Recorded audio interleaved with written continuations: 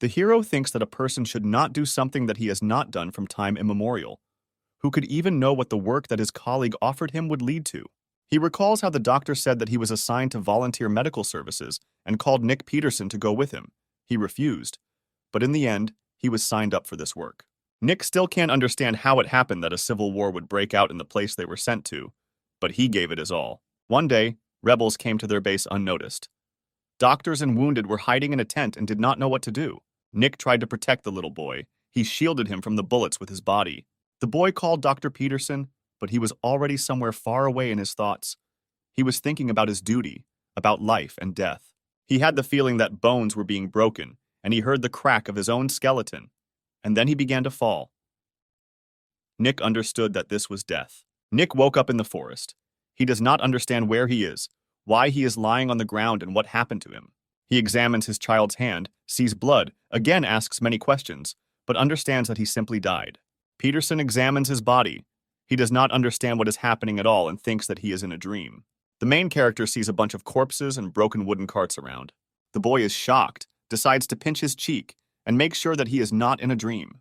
Looking at the corpses and smelling real blood, he realizes that everything is real, that this is not a film set or a fantasy. Nick notices deep wounds and strange clothing on the corpse. Peterson realizes that he is in the world of martial arts. Peterson assumes that the carts were attacked by thieves.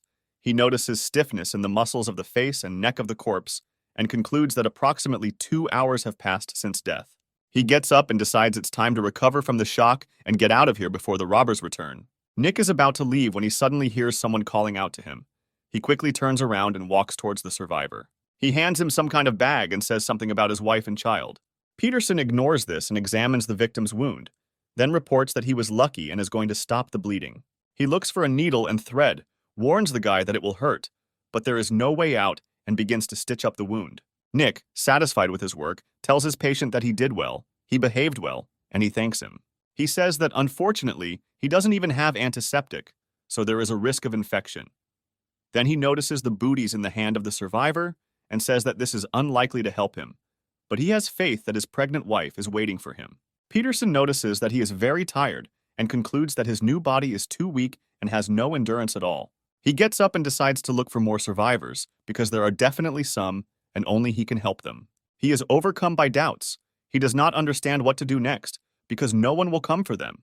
But he decides to leave these thoughts and help people since this is his medical duty. Nick examines the bodies and discusses how working in surgery is all about knowing who can be saved and who is beyond use. As a result, he selects 3 surviving people who are not too late to help. Realizing that he does not have proper medical equipment, he despairs, lowers his head, and notices a handkerchief that belongs to the flying snakes. This organization is engaged in escorting anyone, anywhere for a good fee. Nick knows that similar transport companies are found in novels about martial arts, and begins to understand where he is. Peterson reflects that if he really is in such a place, then these people are guards, and then a rescue squad should definitely come for them.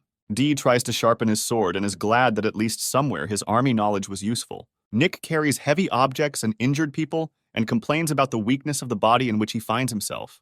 After a long time, Peterson was able to build a spacious tent and drag the survivors there. He collapses from fatigue, decides to rest lying right on the ground, and wonders why he suddenly decided that they would be saved.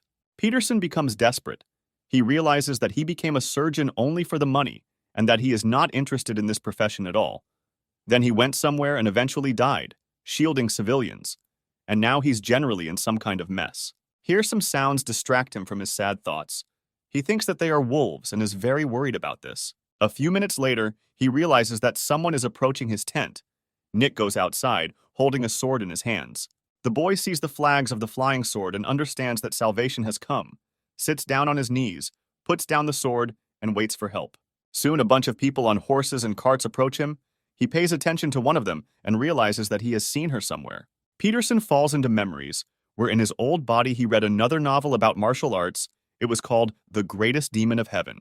Nick realizes that the carriage is exactly like the one in the novel and decides that it is just a coincidence. Adam Clark approaches the boy, who introduces himself as the head of the flying kite. Nick only thinks about how big this man is. Adam asks Peterson to introduce himself.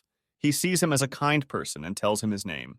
Clark praises the boy for showing resilience in such a situation and asks if he made the tent himself. Nick replies that yes, and reports that there are survivors inside. Adam is very surprised and looks into the tent. Peterson yells to his people that they need emergency help and asks them to bring up the same cart with Chris Fern. Nick is shocked. He can't believe his ears, because he met this very name in the very novel where this strange cart was. According to the greatest celestial demon, Chris Fern is one of the healers of 3 generations of the Celestial Empire. Nick remembers the man's hair, reminiscent of the scales of a white dragon, and the fact that although he was a man, many saw him as a lovely beauty. Peterson looks at the man who got out of the cart and realizes that he is 100% similar to the hero of the novel. He realizes that he is not just in the world of martial arts, but in the universe of that very book. Nick begins to analyze the greatest demon of the sky, where one of the important supporting roles belonged to Chris Fern. When the transport guard was attacked, he saved the main character, Jack Reed. After this, there were many episodes in the book, and eventually Chris died of a chronic illness in the 2nd volume. But now this book character is right in front of him, and examining the bodies of the survivors, Nick does not believe it. Chris at this moment is examining the body of the man to whom Peterson stitched.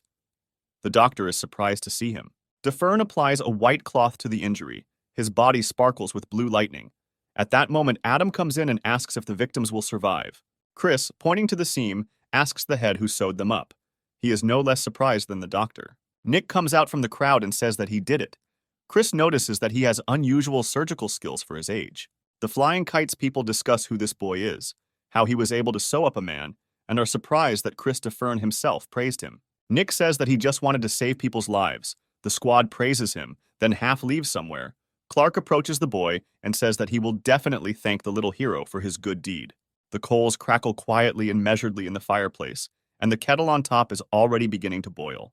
The guy says that Chris Fern should not have gone there. He says that he had no other choice, because in the past there, he was helped to hide from the wrath of his family. And today, he repaid the debt, saved the son of the head. The servant anxiously says that the doctor does not take care of himself and his health at all, because it is not easy to recover from something like this. Chris notes that he himself knows this very well, but he doesn't have much time left anyway. The red-haired guy doesn't like it very much. He asks him not to talk like that anymore. The man says that he wants to take that boy as his student, because he definitely has talent. The guy hints that this will make his life even shorter, but he doesn't dare contradict. Nick Peterson, half asleep, smelled a familiar smell. It seemed like some kind of medicine that he knew in a previous life. He tries to get up, but Chris, who is nearby, says that he should stay in bed. The boy opens his eyes and sees many people in front of him. He is tensed by such close attention to his person. The main character finally plucks up courage and asks where he is now. Fern says that the boy is in one of the sections of the Flying Kite, because he lost consciousness and they decided to give him a rest. He slept all the way here. He also adds that if it weren't for his help, people would have died. The doctor finished the treatment, but their savior, without a doubt, is Nick. The guy can't believe that he is so polite that he addresses him on a first-name basis. Chris smiles sweetly and says that complications were avoided, so not only the Flying Serpent, but also the Conson clan are in his debt. He wonders if Nick remembers the girl with the sword whom he treated. She was the daughter of the Conson family. The guy remembers that this family appears later in the plot, and this is the daughter of the head of the family. The main character still gets out of bed and says that he was just using his modest skills, but was very happy to help. Nick is given some kind of box. It contains medicine for internal injuries, which was sent to him as a token of gratitude. Everyone in the area is surprised to see the contents of the box, because it contains a rare and valuable medicine. There turns out to be a yellowish pill called Huandin of a 100-year-old pine. The contents are obtained from a pine tree that grows in special places. The resin is extracted from the roots, and then added to this, the energy of a 100-year-old tree is contained inside. Chris notices that everyone around is surprised by such a gift, and he himself thinks that maybe that family does not believe that the child saved them. But this, in fact, is so. And knowing the situation of that girl, one can even say that this is not enough, but only few people can understand it.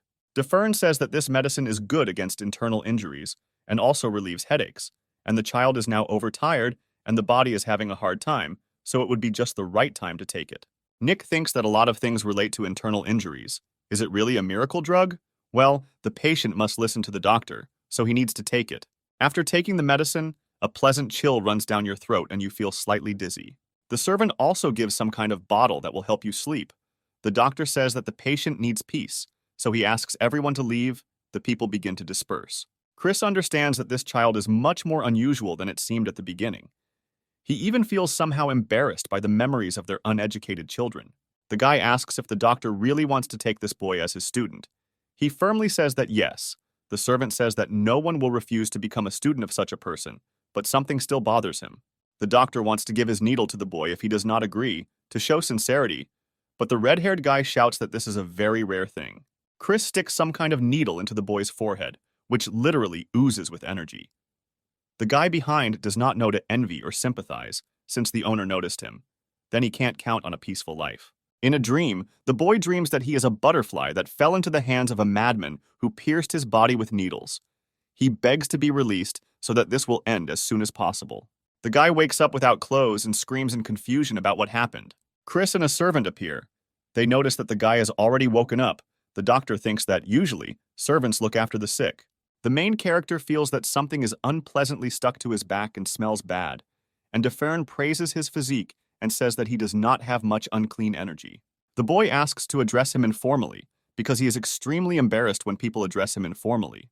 The doctor says that he removed the unclean energy from him. It would be better for him to remember how this will be very useful when studying martial arts.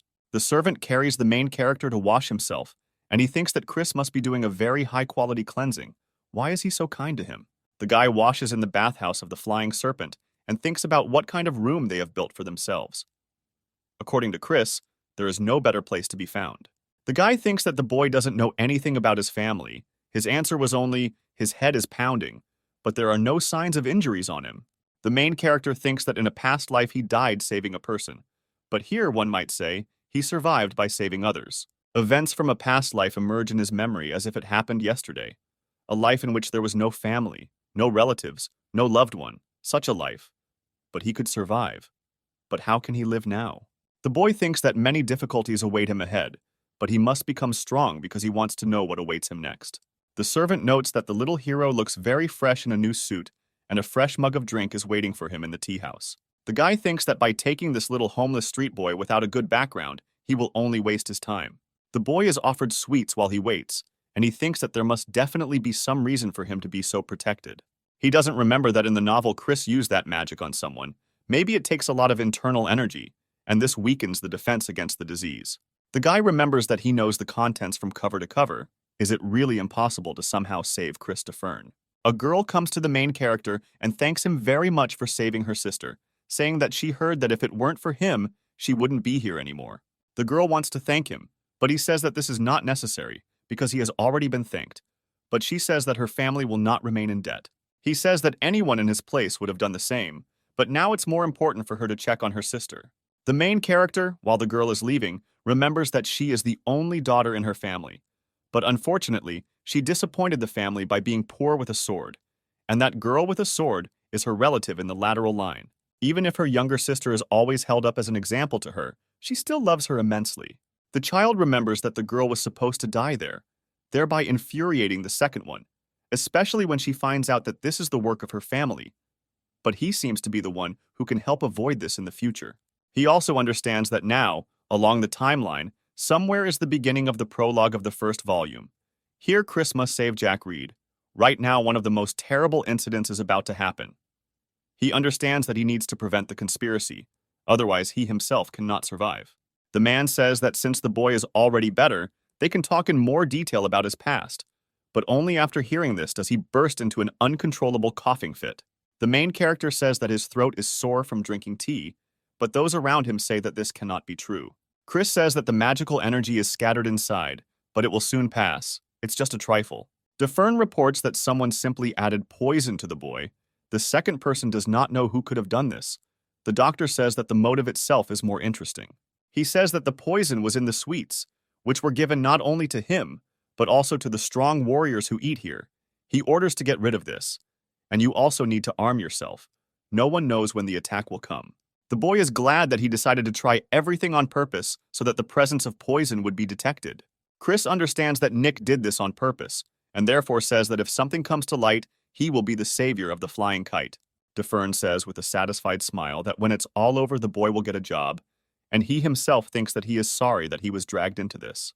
The main character realizes that this is a great way to earn some money and decides that martial arts can wait. The boy says that he does not remember his home and family, but is happy to be useful. The head of the escort says that they will definitely not be disappointed in this young hero. DeFern, with a strange smile, grabbing the head by the shoulder, says that it is impossible, but that it is impossible remains a mystery to the public. Night, some dark shadows are creeping into the Flying Serpent's residence. They clearly have bad intentions. But it turns out that the inhabitants were already waiting for the enemy. They come out ready for battle. The invaders do not understand what is happening and why no one is sleeping, and everyone was just waiting for them. The master puts a katana to the face of one of the enemies, asking who they are and how they even dared to use poison in the presence of the best healer. The enemy uses a dirty trick, but the head of the escort uses Hongwon's valiant sword technique to attack. Enemies clash with weapons, knocking sparks out of the metal, and a tense atmosphere of battle reigns around. The ninja lunges, filling himself with bloody energy as he attacks. He uses the Blood Demon sword as a trap, and Hongwon's valiant sword uses the World Order move. The man rushes to attack. He understands that for him it doesn't matter where these warriors come from. The most important thing for him is to protect everyone. He makes an overhead strike, but the enemy wants to thrust. This could be the hero's last attack, but the stream deflects the enemy's blow, allowing him to only slightly scratch his face. The master uses the recumbent dragon ascension technique, cutting his opponent in half. Nick looks out from behind the doors. He realizes that it has already begun. It doesn't look like war at all. He sees that one has not yet regained consciousness, but thinks that it would be better for him not to wake up, given what awaits him after. The boy understands that if not for his intervention, a big disaster would have happened for the Flying Serpent. Perhaps this would have dealt the final blow to him. The rest of the escorts would have risen and began to fight for power. The sleeping man lets out some kind of animalistic cry. Nick understands that the point is not to wake him up. It doesn't work. It's probably because of the smell of blood outside. The main character finds candles with the smell of some herbs. They cover the smell of blood outside, and the patient calms down. Our hero says that even though this guy on the bed is the main character of the book, he will have to be more careful with someone like Nick. The boy no longer hears screams outside, and the smell of blood seems to have disappeared, so the battle is really over. He decides not to take part in the treatment of the wounded. Otherwise, those who are on the verge of death may survive. He already inclined his luck towards the almost complete victory of the Flying Serpent. He remembers his past life and thinks why he saved those people. Nick understands that the main character of the book has stopped breathing. He urgently needs to do something. The boy tries to perform mouth-to-mouth artificial respiration, but the moment his lips touch, the guy wakes up. He grabs the boy by the neck and asks who sent him, but changes his mind and says that he will ask his corpse. Only at this moment does the main character remember that in the book, this guy became stronger from killing because of the demonic entity inside him. But then he realizes that now he needs to think about how to get out. The boy drops the candle, but the main character of the book only relaxes, beginning to remember where he is. In even greater rage, he goes down to the floor, about to attack the main character, who thinks about how to calm him down. Nick says some phrase from the past of the book hero. He freezes over him and plunges into bitter memories of the past. He remembers the death of his mother in his own hands. The hero says that the guy should not give in to the bloody parasite inside him, because then he will become a puppet. He says that he needs to take the medicine within 10 days. He asks how the boy knows everything, but he says that it doesn't matter now. Jack asks if Nick is also being hunted by blood cult members. The boy realizes that he can pretend to be one of the children of an ancient family, who are considered good spies, and therefore begins to hint at this. Nick says that Jack has only two choices, die here or trust Nick, and he says that he can just knock him out and run away. Reed remembers that it was this guy who saved him then. It seems he had other plans. Nick says that there is already a lot of smoke. Isn't it time to make a decision? Jack agrees to his plan. Then Nick begins to scream like a small child, opens the door and runs out onto the handles, screaming in feigned fear, and shocking the hero of the book, people begin to lead him out of the burning building. People gather the seriously wounded to take them to a suitable place for treatment. Doctors see a little boy operating on wounded people. Everyone around is in shock, and he is wondering how to help them in such conditions. Chris, the servant and the head of the escort, say that 36 people were lightly wounded, 12 were seriously injured, 6 of the seriously injured were killed. Nick operates on a man with a punctured lung using a throwing knife. Doctors immobilize the wounded man, and DeFern watches. Chris's servant draws blood from the lung, just as Nick asked for the man to survive. The doctor is very pleased with how his student stitches up a seriously wounded warrior at that age. Chris talks about his incredible medical skills to the head of the escort. They already thought they were just dreaming. People who have just seen the boy at work notice that he is already sleeping. Although he was just on his feet, the doctor orders the servant to take the boy to bed. After that day, rumors began to circulate everywhere about what abilities the little boy had. The warriors talk about how it is almost impossible to split the attackers. They remain silent even after torture. And if you turn away, they try to commit suicide. The hero thinks that being small is convenient. He can easily hide or crawl through somewhere. He heard that Lilia Conson had recently arrived. She must be very annoyed that her younger sister was still alive, but came so as not to arouse suspicion. The guy understands that they don't know anything, but are chatting, because Lilia loves her sister very much. It frightens him that they have such an opinion about her. Then he hears that they are talking about him, that they found a mark on his neck, but this was explained by the fact that a neighboring child had a nightmare. They wonder if the little hero is unintentionally covering for the second boy so that he will not be punished. Nick is glad that everyone is on his side. He hears that the head of the escort and the main doctor have almost gone to the races to find a cure for the neck. He thinks that people seem to think that Lilia wants to kill her sister. They don't know her at all, because she wanted to give her sister Maria the place of head of the family, and she's probably already looking for those robbers. Jack appears and discovers the lost boy, displeasedly noting that he has been looking for him for some time. The main character of the book is interested in what the boy needs from him. He says nothing. Greatly surprising read. He says that he saved people who were on the verge of life and death, discovered poison so that the escort could prepare for an attack in advance, and looked after him during the battle. Jack grabs the little hero. He says that he doesn't understand why he has such a reward. The main character of the book asks if he wants a deal. Nick says he changed his mind because he can't trust Jack. He remains silent. Peterson asks why he's still here. Is he expecting an apology or something? He later says that he agrees to the deal and that he can now call him Big Brother. Jack, confused, asks if he is offering to fraternize with him. The boy is nervously silent. The main character of the book says that it's somehow strange to call him an older brother for saving his life. The hero asks that everything is correct. He shouldn't be the youngest, since he is older. The main character of the book insists on a duel. Nick shouts, is he really going to fight with a civilian? He doesn't even know martial arts. Why he is so bad? He intimidates the weak, who, moreover, is his savior. Peterson repeats his demands. The book's protagonist becomes indignant again, and Nick says he won't become a little brother just because he was hit. He makes an incredibly smug face and once again asks to call him Big Brother. Jack does what he was asked, but the boy is not happy with this. He shouts at him to say it louder. Reed shouts throughout the valley, his older brother says. Then it would be like that right away. Lilia greets the boy, calling him a baby savior and wondering what they are doing there. The boy is very dissatisfied with his just-received nickname. The girl says that she is collecting flowers for her sister. She wonders if the boy knows what herbs are suitable for recovery. He is a healer, but he says that he has not studied them much. As a result, they went together to collect grass and chatted with both sisters. Maria is one of those people with whom the more you communicate, the more energized you become. The girl hands the sword to the guy. He realizes that it is the Heeksong Windblade, one of the famous indestructible blades. Its dark blade doesn't reflect light, making it perfect for stealth missions, but the boy says he can't accept it.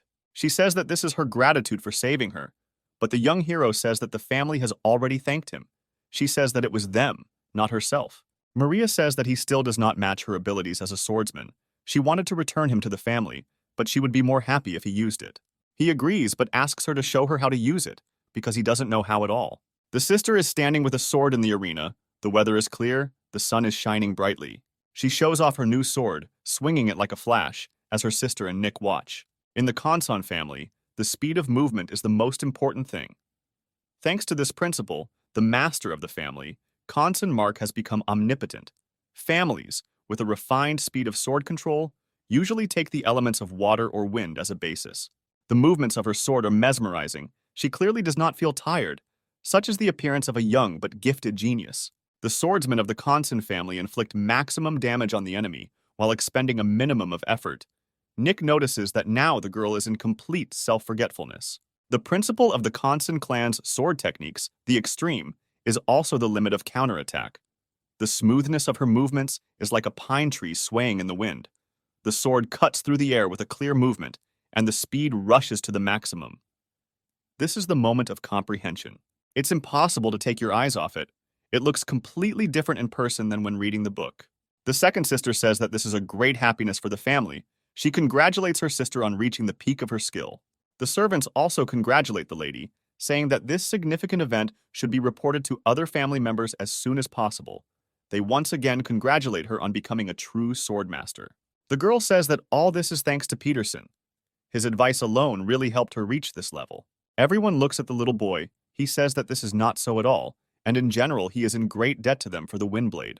One of the sisters says that such a gift compared to his help in mastering the Kansen sword technique is just a trifle. The second sister falls. The other is completely shocked by what happened. She asks to be picked up, but decides to do it herself. Nick realizes that it was not an ordinary sword, but a sword of self-forgetfulness. It seems that she had to spend all her strength to comprehend this technique. Although her endurance is much greater than that of an ordinary warrior, everyone has a limit. Nick looks sadly into the distance as Lilia carries Maria away from him, followed by the servants. He decides that while the Kansen family is busy restoring their strength, he needs to look for Jack. There is a big market. People walk everywhere who want to buy something, or maybe they just came to look at the goods. But one thing is for sure, there are a lot of them here. The boys go and buy food, Nick mocks, saying that Jack must eat everything, since his older brother bought him so much. The main character of the book is furious again, but Peterson says that they agreed, and what he just did was the act of an older brother. Nick notices the sugar-covered fruit on a stick and decides to buy it no matter what. When the boy returns, his younger brother is already being attacked by a man. Nick understands that he can't leave for a second, but they're already in conflict. The man attacks, but the child quickly counterattacks, delivering a strong blow to the head. Another person shouts that the boy is impudent and tries to strike again, but he hits his opponent so hard that he simply flies away. And then the boy with a blazing red gaze goes to finish off the previous opponent, who is now trying to get up from the floor. The boy stands between his defeated rivals. The body of one of them was even broken through the wall. People don't believe how it happened that a child destroyed 2 dogs. What kind of family is he from? They are always rowdy here. Now it will become calmer. Nick thinks that it's all his brother, but he thinks that because of this gang of bandits, there will be no problems, so he simply offers to take a stick of fruit. The young hero realizes that the main character of the book has again lost his mind from the blood in the air. Jack madly rushes at the bodies of defeated opponents, tearing them to shreds, thereby creating a real meat grinder. Nick doesn't understand what his little brother is doing and runs to him to stop him. Reed continues to abuse the bodies, turning them into a bloody mess that cannot be called human. Pederon remembers his true nature. He shouts out what is wrong with him, and he himself remembers that this is the effect of the blood of the deadly star of the sky, just like in the book. The boy calms down. The older brother gives him a stick with fruit, but he says that he is not finished yet, because that guy used martial arts against the weak. He thinks about how to calm his brother down and shouts that all the icing has almost melted. Jack rushes for a treat. Nick sees this human instinct to get out of the influence of the deadly star of the sky. He understands that another urge needs to be provoked. People stand and stare blankly, and Peterson thinks that he is lucky because he is a little boy who is easily fooled by sweets. Nick asks his brother to stand still because he cannot return to the flying serpent with a bloody face. If he wants to get along in society, then he needs it. But he just looks questioningly. The boy ironically thinks that he is a heavenly demon. Why should he worry about social life and understand something there, if he can just beat up the one who wants him? I'm tired of it. Someone shouts inquiringly whether Mr. Savior is here. Both boys are very surprised. Nick notices that these are people from the Flying Kite. One is called Adam Clark. The second is Robert Stark. They say that when they heard about what happened at the market, they immediately rushed over. They are wondering if both boys are okay. They say that everything is fine, they just decided to have fun, and then Nick asks what kind of child is with them. Whose is he? Robert says that this is his son, who managed to be born and grow up while he was away. The father turns to his son, calling him Nick, and showing him the savior of his father, because just recently he needed urgent help. Then only this kid could help him. Nick asks if his son's name is really Nick. The man says that he named him in his honor. The boy stretches out his hands to his father's savior, and he carefully takes him in his arms. Nick understands that the child is completely healthy, and his father looks very happy and quickly gets used to the joy of fatherhood. Robert says that thanks to him, that trip ended well for him, now that he is resigning. Nick wonders if it was because of the lameness. He says that his older brother has long wanted to make him the head of the escort, but he has something to regret, so that trip was his last. The man is grateful to Peterson for saving his life. Now he must dedicate it to others, and he is also grateful that he can be with his wife and child. The kid grabs Jack's finger, but he doesn't turn away or pull his hand away. Everyone around is surprised. Reed says that Nick deserves to be called an older brother, because warriors do nothing but kill. He always thought that it was enough to just deal with bad people. The sword of life is just a beautiful phrase to cover up the murder. But Nick saved that uncle and him, saved the lives of the warrior of the Conson family and other people of the Flying Serpent. Jack says that most likely he will continue to kill. He can't do anything else. And someone else's death makes him feel alive. So Nick is better than him and more worthy of being called an older brother. He says that he is glad to hear this and asks to repeat it again, and then becomes very pleased when the younger brother calmly does it. Nick thinks that the guy is belittling himself by calling himself a murderer. He has not been able to experience the delights of simple happiness, although this has been the case in martial arts novels lately. But at the same time, Peterson believes that he has a very cool life. The boy wonders if his younger brother will go to Cedarwood. He says that he will go when the next transport appears. Nick says that the road will not be easy. Will he change his mind? Jack says that he has nowhere else to go. But why isn't Nick interested? Why doesn't he ask why he needs to go there? Does he really already know something? The young hero, wriggling out of an awkward situation, says that the final decision is his, and he definitely has some reason for this. Jack wonders when Nick will tell him what he is hiding, but he only thinks that he can always tell him. But he will consider him crazy. He says that someday he will definitely tell you, but for now he is eating how to get rid of the red parasite that worries him so much.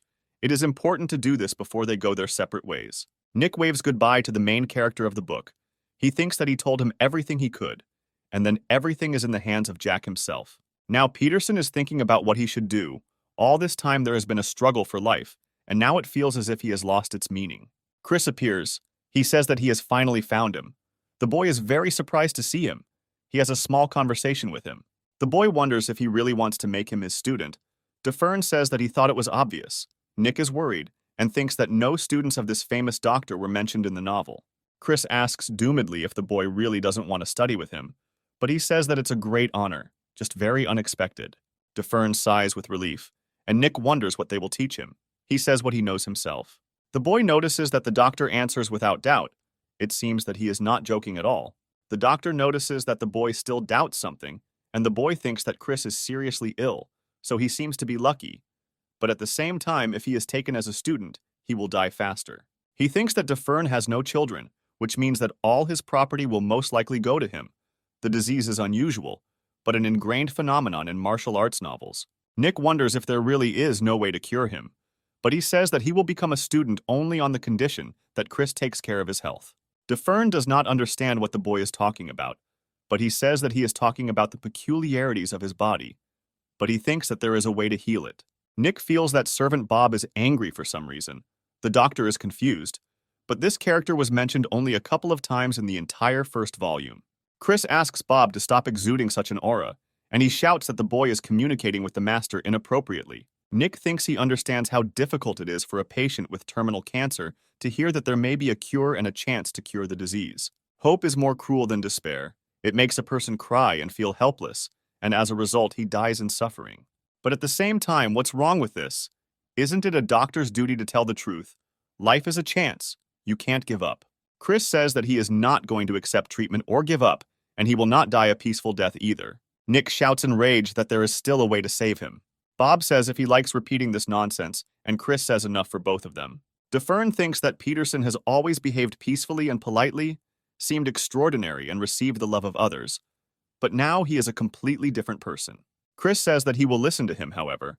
If in the end it turns out that he is simply mocking him, he will take back his offer to become an apprentice, and they will not see each other again. Peterson thinks he's used to the mistrust and says he understood everything he said. Bob asks what the gentleman plans to do. He says that he will believe him, but if nothing works out, death from illness will not be beautiful. He will not be able to die peacefully. He will fight the disease with all his might until the very end. Nick says that they are creatures, that in the end they are doomed to lose, of course. Someday this moment will definitely come, but isn't it worth at least trying to win?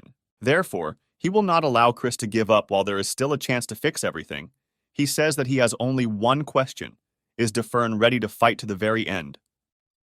Chris begins to think that this question has haunted him for a long time, but he couldn't answer it. No matter how perfectly he treated, the warriors continued to hurt themselves out of the valor of love or malice. It seemed to him that they were not like moths that were directly flying towards their death. If he healed them this time, what would happen next? What in this meaning? He says that his long-standing demon of the heart easily broke out. Then it became somehow light and empty. Bob asks, since when the gentleman was so fascinated by him, he says that he admits that he felt sympathy for him at first sight. Now he likes him even more. He will make him his student. He says that maybe he can learn something from him later. Maybe they can switch roles later. The servant asks if Chris really believes that he can be cured. He says that there are no guarantees, but he is convinced that there is always a chance. Isn't it surprising that all this time he never once thought that treatment exists? It will take a really long time and will be painful. But this is good. He can live longer. Bob says that he doesn't like this kid, claims that he won't let the owner just die. Has he ever met such tactless people? The servant whines that if he spoke like that to someone from a noble family, his head would already fly off his shoulders. Chris says that willpower is an important quality for someone who will become his student. DeFern says that if he weren't who he is, maybe he wouldn't have shown interest in him. Bob says that the master hasn't convinced him. Chris is with Nick on the shore. DeFern asks if the boy said that he would not let him die in peace. He firmly answers that yes. The doctor says that his student has to promise him something. Being his student is not easy. Nick says that he knows that he will have to understand a lot, but Chris says that it will not be easy for him to learn. DeFern prepares his hand, releases a ton of magical energy, he fires a finger shot. Nick understands that this is not easy to do.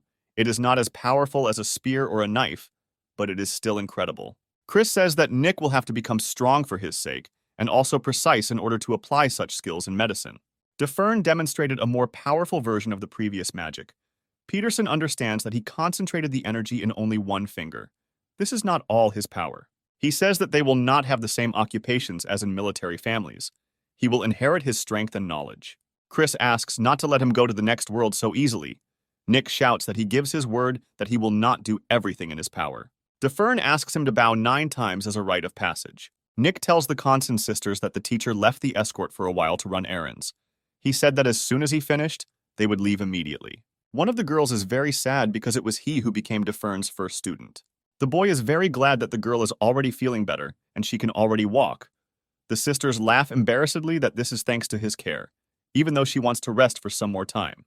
She asks what is behind his back. He laughs slightly and says that these are gifts from the head, who is very touched by his departure. It's a pity that all the warriors are looking for Chris. He doesn't have much time left to live, and he decided to pass on all his valuable knowledge to Nick. But in theory, this boy could become the next doctor of this level.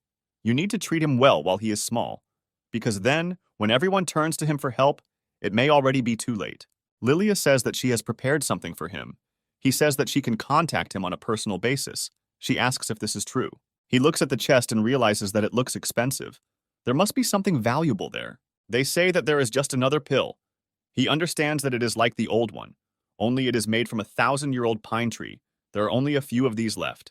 They tell him to eat it, but before that he must show it to his teacher. He is very glad that he received such a gift. The girls look in embarrassment at the very pleased guy. Couldn't he refuse at least once? Many people say goodbye to Nick, among them his sisters. Everyone wishes him a good journey. He thanks the sisters again for the gift. They tell him to be sure to let the teacher know before he eats it, and they also remind him not to forget to use the sword. The girl hugs the boy tightly. She once again sincerely thanks him for saving her life then. The head of the escort thanks Chris DeFern, but he says that it's nothing. It's just fate that brought them together. Adam thinks that the phoenix must grow under the wing of the phoenix in order to grow into an excellent bird. He cannot wait for it to fly into the air. A few months later, Chris's palace. He carries 2 heavy buckets on his shoulders. Chris says that it is too early for him to study martial arts.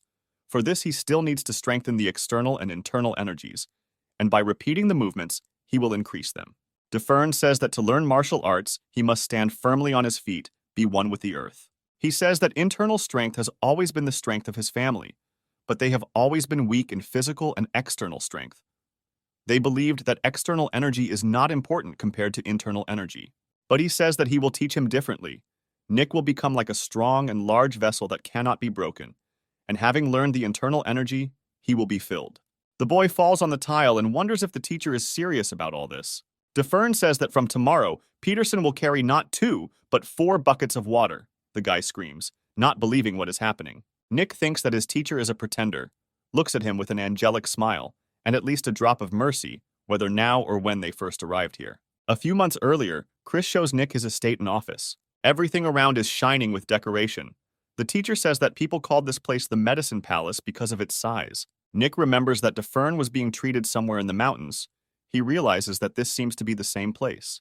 He says that it's so big because there are a lot of patients coming through, because even though Chris didn't take on anyone as an apprentice, it's still a very famous infirmary. Bob asks if they have already dealt with carrier pigeons, and Nick remembers that they were mentioned very often in the novel. These are specially trained birds that send letters. The girl says that all the letters have been dealt with. 2 letters arrived simultaneously from different cities. It seems that both heirs suffered as a result of martial arts training. The servant says that these cities are not friends with each other, so they will have to decide which of them to go to treat, because both want it.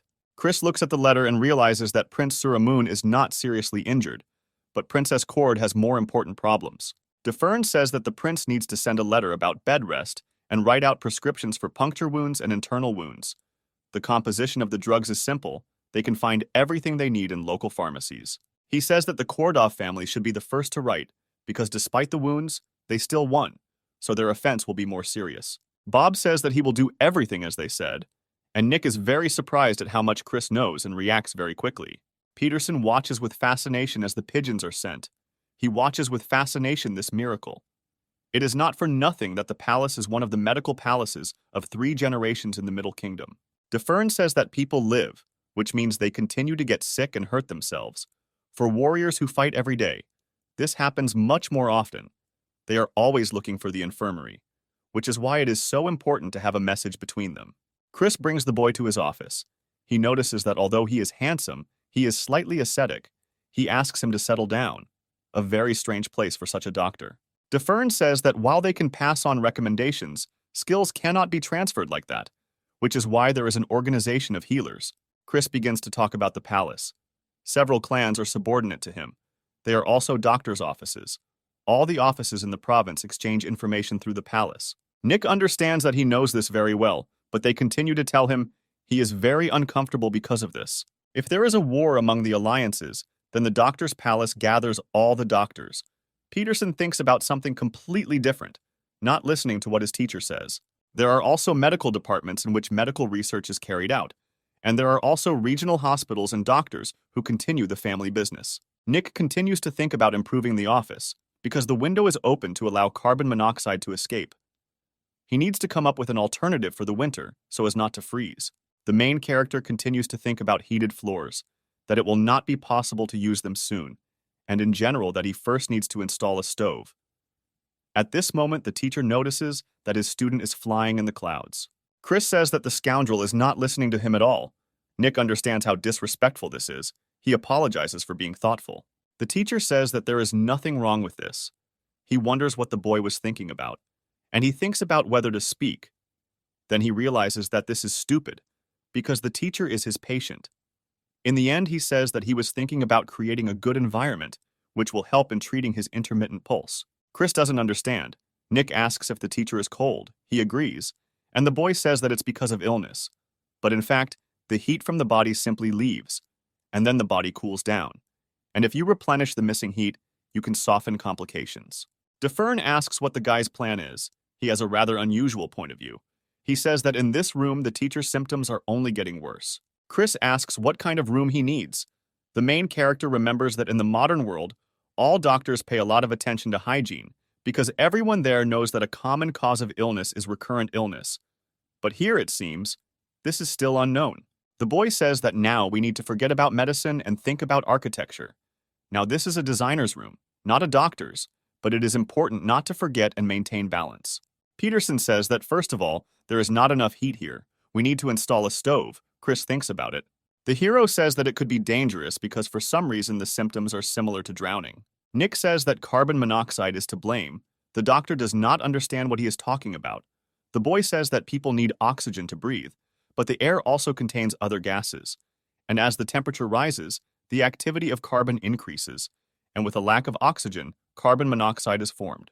Chris says he understands it's like dying because of water, but because of the presence of impurities in the air. Nick thinks that his teacher is a genius because he learned information so quickly without having the slightest base, and he, in turn, wonders how the boy knows this. Chris says that his family has been collecting various knowledge for a long time, but this is the first time he has heard about what Peterson said. He says that this is a secret. DeFern wonders if it's even true for him, because he is his teacher. The boy says that if he tells, they won't believe him and will consider him dangerous. Nick understands that he can't lie, This is Chris, his teacher, and a good person, also a genius. Although remembering how he took revenge in the book, there is no doubt about his determination. DeFern closes his eyes and says that the student does not have to answer because he will accept him as he is, and also thanks him for the advice about the room. Nick understands that coal can be used to make something like a pencil, it's even convenient, and he draws something on a piece of paper. Chris says that Bob holds the position of an official in the medicine palace, so Nick can turn to him with questions. Peterson thinks that this way he will be able to fully demonstrate his skills. Nick thinks about how he never thought he'd ever need those documentaries he watched about heated floors. Bob thinks if they can make it happen, and asks out loud about the images. The boy says that the first one has heated floors, and the second one has a stove. He says that it is closed, so smoke will not come into the room, and also thinks that in the lower grades they heated food for such food. I wonder if there are heaters here in elementary schools. Bob reasons that at first the boy's words seemed nonsense, but then he saw the logic. He asks about the glass window. Nick says that when it gets colder, it will be difficult for the teacher to go outside. In addition, he adds that good lighting is necessary for physical and psychological health. The official says that qualified workers will be needed. The costs are considerable, but they will cope. He says that it will take a day to install a stove and windows, but it is better to discuss the creation of a heated floor with a specialist. It will also take time to rebuild a new house for the owner. He thinks that all the work will take no more than 10 days. Nick thinks that this time is enough for the teacher's well-being to improve. There is a chance that heated floors and sunbathing will help extend his life by at least 10 years. Also, do not forget that he has well-developed internal energy, and he knows how to make miraculous elixirs. The boy looks at the new buildings and does not understand how these people managed it so quickly without modern equipment. Bob reports that they have already finished installing the stove. The owner is now in his room. Nick enters the room. It is very hot there. He understands that in winter it will be warm here, and also the new window lets in light well. He didn't even imagine that it would be so good with a window and a stove. He tells the teacher not to forget to ventilate the room. The teacher says that just yesterday he was tormented by a cough all day, but today he is much better. He praises the boy and says that the stove was a great idea, an amazing idea. Chris lightly pats the child on the head and says that he is still a smart and sweet kid. No one before him would have thought that windows could be glazed. Nick thinks how the minor character Bob got so much strength to make a window in one day, and even managed to install a stove. Is he a wizard or something? The boy thinks that he will soon find out everything about him, because he is devoted to the teacher like no other. But something seems suspicious. Here Chris says with a laugh how one head of the family is proud of his heirs, but they cannot keep up with his talent. Nick is very happy that his teacher has improved so much that he even started joking. Bob spies on the heroes and thinks that the owner was fascinated by the boy from the very first meeting, and now he is completely behaving like a fool. He thinks that before Chris smiled only when the work situation required it, every day he was getting worse. There was complete silence in the doctor's palace. But with the appearance of the boy, the smile does not leave his face. Nick had enough skills to find a solution to the problem associated with loss of heat due to illness. He is clearly not an ordinary child. Bob thinks that if the child really wants to save his owner's life, then he will do everything possible to help him, even if it costs him his life. Nick leaves, and the servant approaches Chris and asks how his channels through which energy flows in the body are. DeFern says that he thought it was enough to simply prepare a certain healing elixir, and did not even realize that it was worth starting from home, his omission. Bob says that this is not the responsibility of the doctor. The drawings that the boy drew were very detailed. They say that they have Western influence, although this is an illusion, because local technologies are more advanced. Chris says that he is his student, after all. Bob confirms that he is indeed a student worthy of being talked about. The official says, "Does the owner really think that he doesn't know how he praised him in letters that will fly to the recipients next week? The whole province will be on their ears. Everyone will be interested in who this Nick Peterson is. He believes that Chris is his, after all overestimates." DeFern says that it's time for him to go to bed, so Bob can go. He says that he's already leaving. Is he really jealous of the boy? He shouts that he didn't say that. Thank God today he didn't have any pain. He's breathing calmly, and he's sleeping soundly for the first time in a long time. Bob tells everyone to be quieter today, because the gentleman finally managed to fall asleep. Chris says that their ancestor, Teacher Gong Mayeon, he issued many military laws and founded various disciplines, and now they, his descendants, continue to develop his legacy. He says he originally planned to adopt Nick to continue their family line, but changing his last name is not so easy. DeFern sadly says that for now he will only be his student, but he is such a fool that he didn't think about Bob before. He would have done this here if he had come here as his son. Chris says that later Nick will still be able to use the surname Chagall. The boy hopes that later means when he grows up, and before Defern dies. It's hard for Nick to realize this. The weight of the words weighs heavily on him. Chris and Peterson come to the clearing. There are some dolls there. The boy asks what they are. Defern, with a malicious grin, says that these are wooden dolls for their training. The teacher says that in the family they take as a basis a special strength. It improves memory and has a positive effect on thinking. A developed brain liberates human feelings. Chris names the points on the mannequin's body and accurately shoots them with his finger, hitting the target directly. Nick notices that this is a familiar movement. However, this time the blow did not go through, but only touched the doll. How is it possible? You can create a pistol with enormous power, but you cannot control it. Chris says that someone else would have asked why he didn't punch through the doll like before, and also why the blow was so weak. Nick says that the teacher has impeccable control. They didn't even damage the paint on the doll. Chris says that this was correctly noted. Chris explains to the boy that their family, using the power of the brain in this way, achieved great achievements in comparison with ordinary warriors. Because of this, arrogance became the root of all troubles. The teacher warns Nick that he will teach him differently. The knowledge that Peterson will receive will be much more complete than what Defern's ancestors received. Nick asks whether finger flash is the main martial art of the Chagall clan, and Chris replies with a smile that it is more like child's play. The healer says that their combat power is represented in the techniques of wielding a sword, as well as in the art of wielding a fan. Naturally, this is not all. Their clan is also fluent in more than 10,000 types of weapons and techniques. Chris notes that this is a rather frightening feature of their clan. Nick admires the teacher's words. He is shocked that these people can use weapons that they see for the first time. He wonders if he can do the same, but then he looks at his teacher and realizes that there is no room for any doubts. Peterson asks if he too can become so omnipotent, he confirms, saying that he will become so as soon as he learns all the fighting techniques of his family. The boy thinks that if he becomes omnipotent, then a heavenly demon will come for him to kill him, because if someone wants to become a leader, then he must prove that his skills are the most outstanding. And Jack, even now, provokes fights and threatens to kill everyone. Reed was pursuing the Almighty as it was in the novel. If Nick wants to become him, then his brother will come for his head. The boy asks the teacher why he becomes omnipotent, confusing him. Chris thinks and says that he doesn't know. And he himself thinks that the boy thinks why so many people in the province train until they lose pulse. Then he says that they obviously won't give him any medal or certificate for this, but they will honor him and consider him an idol. He says that becoming omnipotent grants rights that are not available to others. The boy says that he sees no point in becoming omnipotent. Chris asks what the student wants to become then. Nick says that he wants to become an all-powerful healer, like his teacher. Defern pats the boy on the head and says what a sweetheart he is. Are there still such cute children in the world? Nick laughs. The doctor says that he knows that many of the Chagall clans sought to become omnipotent, but for the first time, someone wanted to become an omnipotent doctor. Chris thinks that the boy was sent by the gods, and Nick thinks that he will devote himself to medicine in order to live long. Let Jack become the leader. In the novel, the main character did not kill the doctor. Nick argues that the meaning of his life is in this. Just the thought of this makes his heart beat faster.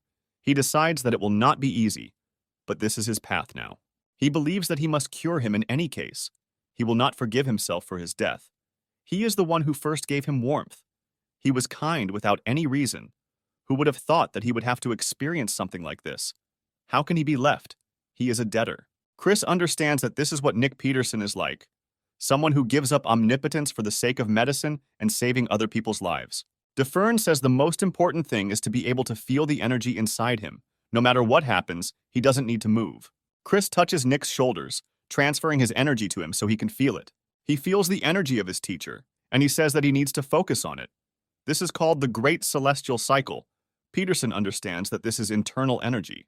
She feels cold and heavy, maybe because of the influence of that illness on the teacher. Chris says that Nick should feel a hardening in the abdominal area. The teacher says that the ritual was successful. Now the absorbed energy belongs to him. He can control it. When the hardening becomes viscous, the vital force becomes like resin. Now they are absorbing the energy of a 100-year-old pine. Next time they will try with a 1,000-year-old. You can't do everything at once. Nick understands that he thought so. Chris says that his student can open his eyes. The next step is to study the basis of the 5 elements that form the world: fire, water, wood, metal, earth. Defern says that now the boy must breathe the way he taught him. Let him try to move the internal energy on his own. Chris says that water helps trees bloom, wood gives power to fire, fire makes earth, earth is metal, and metal purifies water. Peterson feels the energy moving inside him, just like the teacher said. It's even fun in a way. DeFern says that the basis of the principle, the cycle of the 5 elements, the reason why this principle is combined with medicine is that internal energy does not collide, does not mix, and the movement is harmonious. No other energy is able to heal internal wounds and stimulate vitality. Chris explains that when energy starts moving in the opposite direction, it is called a lethal combination. When water meets fire, the fire goes out. When fire meets metal, the metal melts. The metal cuts the earth and the wood becomes part of the earth. Nick is surprised and asks if this is bad. Chris says that there are cases where this is even necessary. For example, if one goes into a magical frenzy, then a lethal combination is used to stop it. Nick thinks that the cycle of the 5 elements and the deadly combination are like medicine and poison. In modern medicine, they call it a side effect. In clinical trials as a drug for cardiovascular diseases, it was found to be able to treat obesity and diabetes. Poison, unsuitable for consumption, turned out to be a medicine for some patients. There are no bad or good medicines. The important thing is how to use them. Nick exhales a small beam of magical energy, realizing that the power in him begins to move faster. Knowledge occurs gradually. Everything has its time.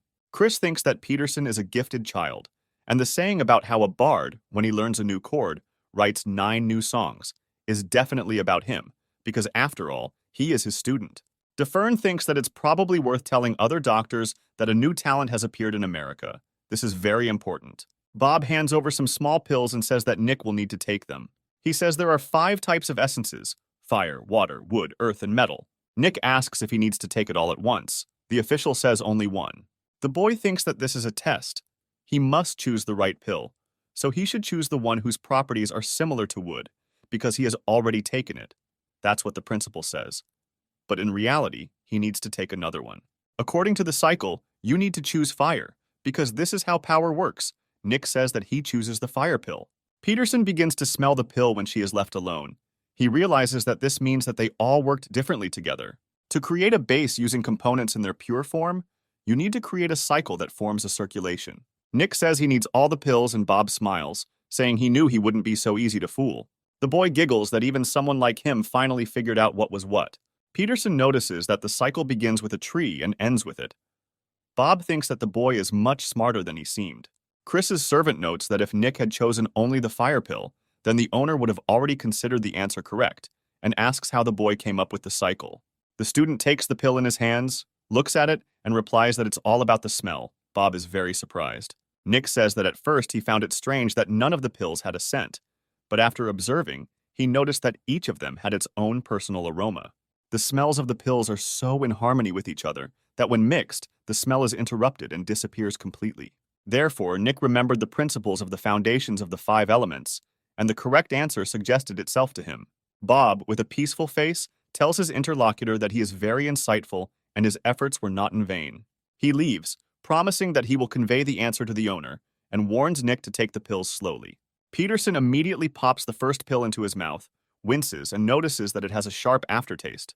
A week later, Nick reflects that he is only eating and activating the cycle, imagining himself no longer a person, but a pill processing machine. Bob takes the boy to the house where medicine is made, and he is delighted with the size of the room. The servant says that this house is one of the medical palaces of 3 generations under heaven. Such buildings are very rare. They can be counted on the fingers of one hand. Bob says that their palace specializes in the production and sale of various pills. Nick remembers that this was mentioned in the novel, but he had no idea that everything worked like that here. Bob reveals that they make medicines for different classes, from the highest to the lowest, the former only producing 1 or 2 a year, and warns Nick that even with his work with the teacher, such a medicine will be difficult for him to cope with. He tells the boy not to forget to take lower-grade pills every 3 days, and then from 1, he will receive the same amount of internal energy that 6 months of training would bring. Peterson recalls that in the novel, students received energy from teachers, and the descendants of noble families took miracle drugs. The boy did not think that he would have the same. Bob enthusiastically asks how Nick manages to do so much and whether he gets enough sleep after working out. The main character smiles but doesn't answer, and thinks to himself that this is all nothing compared to the internship in his previous life. He remembers his suffering, realizing how exhausted he was both physically and mentally, and decides that if slavery had not been abolished, now it would be called a specialization for medical graduates. Nick also understands how badly everyone treated him, and his companions at that time were sadness and anger. Then they disappeared, and Peterson realized what emotional exhaustion was. Nick is glad that everything is completely different here. All the doctors support and praise him. He feels their love and respect every day. His thoughts are interrupted by the appearance of DeFern, who extends his hand to the boy and asks how he likes the medicine manufacturing department. He thanks Bob for his help, and he shines his hand through the guy and notices that he has already reached the first level. Satisfied, Nick asks if he did it quickly. Chris answers positively, but asks the boy to rest and not overexert himself like that again. DeFern invites the boy to eat and is going to tell him about the place where he will live. The construction of the new house was completed, thanks to a large number of workers, and the work was completed quite quickly. Chris shows his student the large glazed windows, heated floors and stove, tells him that the interior of the house is finished in wood and the walls are covered with clay. He notes that a house with such thermal insulation is not typical. Peterson is delighted that his advice was taken. He says a house says a lot about the owner, and this one, which does not let in heat, is a testament to Chris's willpower. The teacher points the boy to a bed laid out on the floor and asks if it would be comfortable for him to sleep on such a bed. Nick answers positively because the floor is warm. Chris notices that the house is as hot as a bathhouse, and Bob informs him that he loaded the stove with wood to the maximum to ensure its maximum temperature. DeFern says that at first he thought one stove would be enough, but the whole system is simply incomparable. Bob asks the owner if he wonders how the boy knows so much. Chris replies that they have already decided not to ask him about anything. Someday he will reveal his secret himself. The next morning, Nick greets his teacher at class, telling him that he was early, to which DeFern notices that the student was early. Peterson asks how the teacher is feeling. He smiles and reports that thanks to the heated floor, his health is better every day. They begin their lesson. Chris asks the boy to concentrate all his strength in his fingertips and concentrate on breathing. The main character does this very well. He feels the divine help of the elements. Fire flows through his body.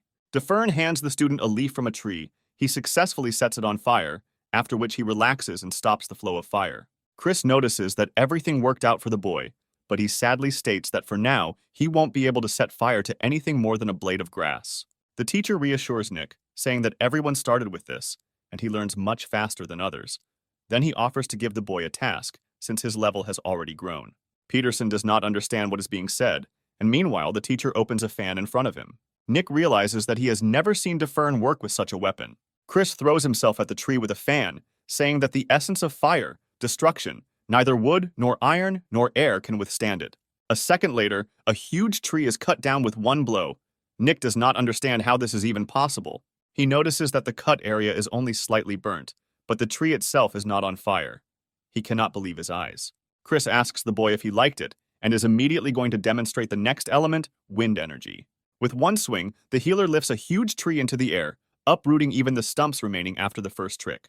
Peterson is surprised that the force of the wind is so powerful, and his teacher, meanwhile, connects two parts of the tree in the air and says that the energy of this element lies in movement. Nick and Chris stand in front of the tree, which has been stuck back into the ground. The boy is in shock. The teacher says that the cover was damaged by fire, so the plant is dead. He suggests that Peterson use the energy of the water on this tree to save it from death. Chris says that if Nick can do it, then he will consider the first task completed, but he doesn't know how long it might take. Bob walks with his owner and asks if he is in a hurry, because it is very difficult to reach the third element in the first lesson. Chris agrees with the servant, but believes he has given enough theory to the boy for him to cope. Bob thinks that the mentor is too strict. He may cherish Nick, but you won't get leniency from him in teaching. He understands that the main thing in such a matter is success, and besides, this approach will make the boy stronger. Nick, meanwhile, is still standing by the tree. A downpour suddenly begins. Peterson, upset by his failures, believes that now even the weather is against him, and is glad that at least there is somewhere to hide. The boy does not understand how he, being on the first level, can heal a tree with water energy. He could barely collect a pea-sized amount of water, and that's not enough to heal the tree's bark. Nick knows his teacher knew that very well. The main character does not understand why Chris gave him such a task. He assumes that he wanted the boy to despair, although this is a very dubious method. He decides that in such a situation, the only way out is death. If the teacher asked him to cut the tree, he would still be able to do it, but he doesn't know what to do now. Nick notices that the roots are intact, which means the tree did not die. Peterson thinks and decides to try to start treatment from the lower part, so that later he can revive the upper part as well. Nick sits under the crown and notices how quiet it is around. He thinks that in this weather, the roots absorb a lot of water, thanks to which the tree blooms. The boy understands that the tree absorbs the fire, and he returns it to the earth. Then the earth is combined with metal, which is associated with water. Nick is glad that he came to a decision. He immediately understands that the teacher reasoned the same way as himself. Peterson tries to multiply the amount of energy by combining elements, comparing this with patience who also increase the load gradually. The boy is not sure that he will succeed, because it is very dangerous to use a technique that he has not learned, but he decides to continue because he sees no other way out. Blue energy begins to glow around him and the tree, and Nick himself thinks that if he dies because of the tree, he will be remembered as a rare loser. He starts with the energy of the earth and feels how its amount increases when combined with metal. He is very happy. Then the enthusiastic hero combines the metal with water and notices that the energy has increased more than 8 times. Nick notices how the bark on the tree begins to grow together, but realizes that this is not the end. He starts with the energy of wood, which he will carry through fire, earth, metal, and water. Then the energy will increase 32 times. Peterson thinks that this is a bad option, since in such a situation, quality is more important than quantity. But on reflection, he realizes that there is nothing else left and decides to try. In the morning, Chris asks Bob if the boy is sleeping. He answers positively and offers to wake him up. But the teacher says that this should not be done, because Nick worked hard last night and needs rest. Bob thinks that he shouldn't have given the child such a difficult task, because asking too much could have a bad effect on the student. Chris approaches the tree and sees Nick's work. He is very surprised. Upon closer inspection, he notices that a cut is visible, and the bark has grown unevenly. He is convinced that the boy himself did it without anyone's help. Bob, standing behind the doctor, asks in surprise about Nick's work. DeFern says that in just half a day, he is delighted with the boy's strength. Chris informs his subordinate that on the very first task, this boy mastered the third element. Completed the task, anyone in his place would not have mastered such a level of control, but this one could. DeFern states that it is now obvious that Peterson will become his heir. Such a talent cannot be underestimated. Everyone needs to be told. Bob does not agree with the owner. He believes that when the owners of medical offices find out about Nick, they will begin to make claims against their students. Chris does not pay attention to the disgruntled subordinate and is already waiting for the morning meeting to tell all the palaces about the boy. Nick wakes up and feels 100%. He slept for a whole day and now feels that his body is completely different. Peterson is happy. All his senses have become sharper. His internal energy has become stronger. His abilities are developing. He thinks that martial arts are awesome. Now he has definitely matured. Nick thinks about the effect of the miraculous pills and techniques from Chris. If this continues, he may become stronger than the heavenly demon. The main character thinks that this is unlikely. He is far from Jack, especially since Reed will soon come to the doctor's palace, since he needs the help of Nick himself. Then Peterson hears some kind of terrible roar, as if the house is falling apart. He hears someone saying that the palace was attacked and runs in that direction. There is a man with a weapon standing near the palace. He asks to let him talk to DeFern.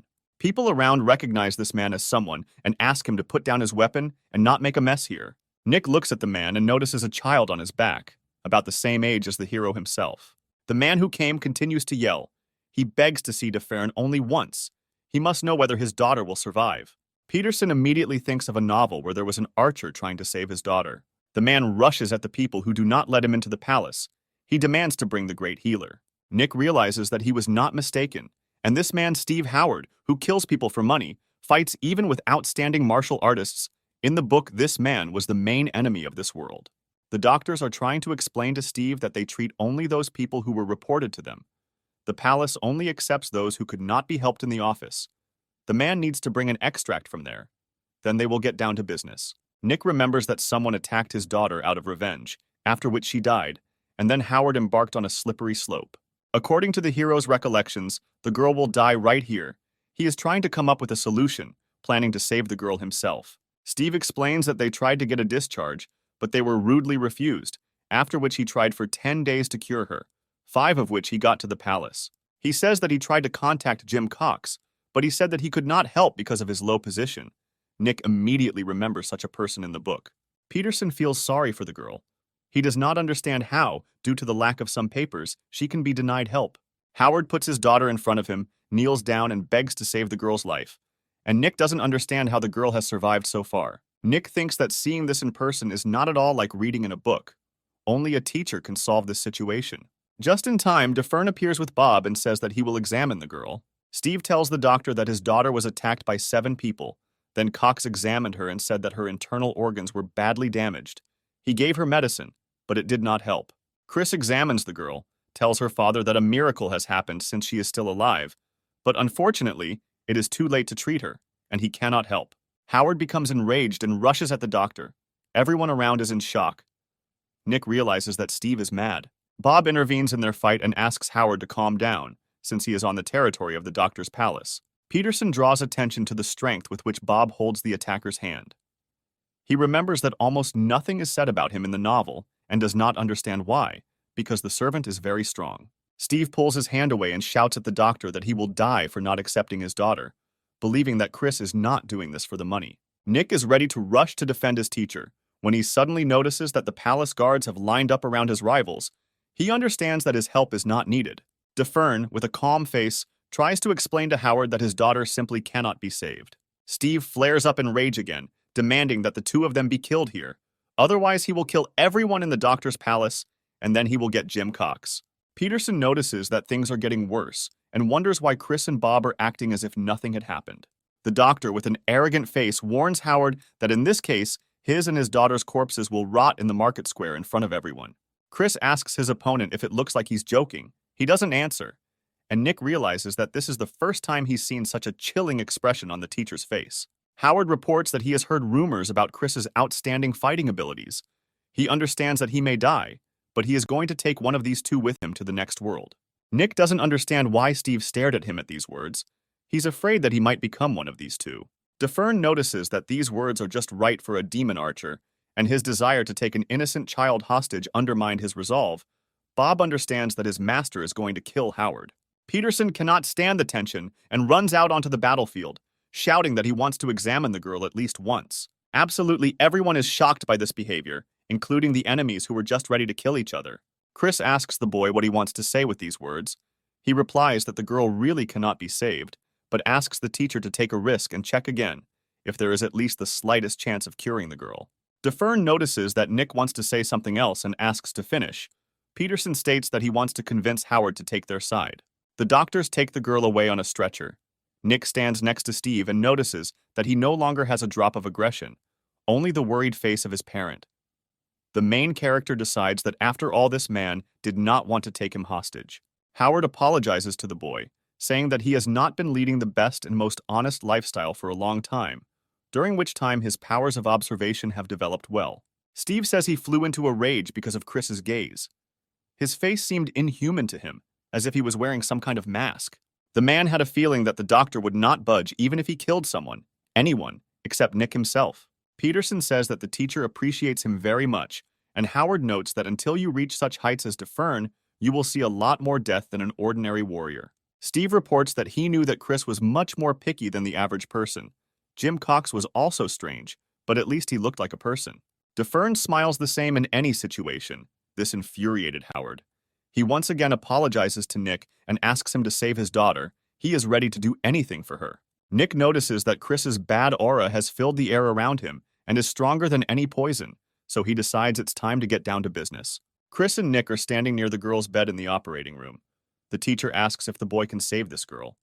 He replies that he doesn't know yet. Peterson understands that without X-rays, computed tomography, magnetic resonance imaging, you can't look inside the body, but he can believe what was written in the novel. The boy asks Chris if it is possible to check the condition of the internal organs now, since this is the most important thing at the moment. Dufern replies that he can, and asks how he wants to conduct a more detailed examination and whether he wants to take his pulse, but Nick replies that he cannot do this himself yet. In the world of martial arts, there is an energy measurement of the pulse with which you can examine the body. Do something like an ultrasound, but with much more accurate results. This is done with the help of energy that spreads throughout the body, so the healer can feel what is happening in it. Chris conducts this examination on the body of Howard's daughter. Nick is glad to see such an amazing method in action. He carefully follows the teacher's movements and thinks that if he accumulates enough internal energy, he can do this too. After the procedure is completed, Dufern turns to Nick and Bob and warns them that what he is about to say should not leave this room. He talks about how the attacker dealt certain strong blows, after which there are no traces left, but they destroy internal organs. That person has a rather unique martial art technique. Nick, surprised, asks if this means that the enemy belongs to a certain clan. Chris answers positively, saying that this is Kanza, the union of 5 alliances. Peterson is even more surprised, because such cases are usually dealt with by Safa, which includes murderers, thieves, and criminals. He thinks that it doesn't matter at all who is behind this and what caused the hostility, because attacking a child will not justify anything. Nick remembers that in the novel, Howard never found the attackers, and if they are from Kanza, then no one will ever confess. Otherwise, they will be in big trouble. The boy says that the archer's business is his problem. Our business is saving the patient's life. He thinks that such indifference is unusual for children, reminds him of the bad side of his character, but this knowledge will be useful, and Chris agrees with his opinion. Chris said that the girl has tissue necrosis after an intestinal rupture. Surgery is possible, but it is not a fact that she will survive it. It is necessary to obtain permission from a family member for such a complex operation. Nick takes this task upon himself. Steve talks to the boy.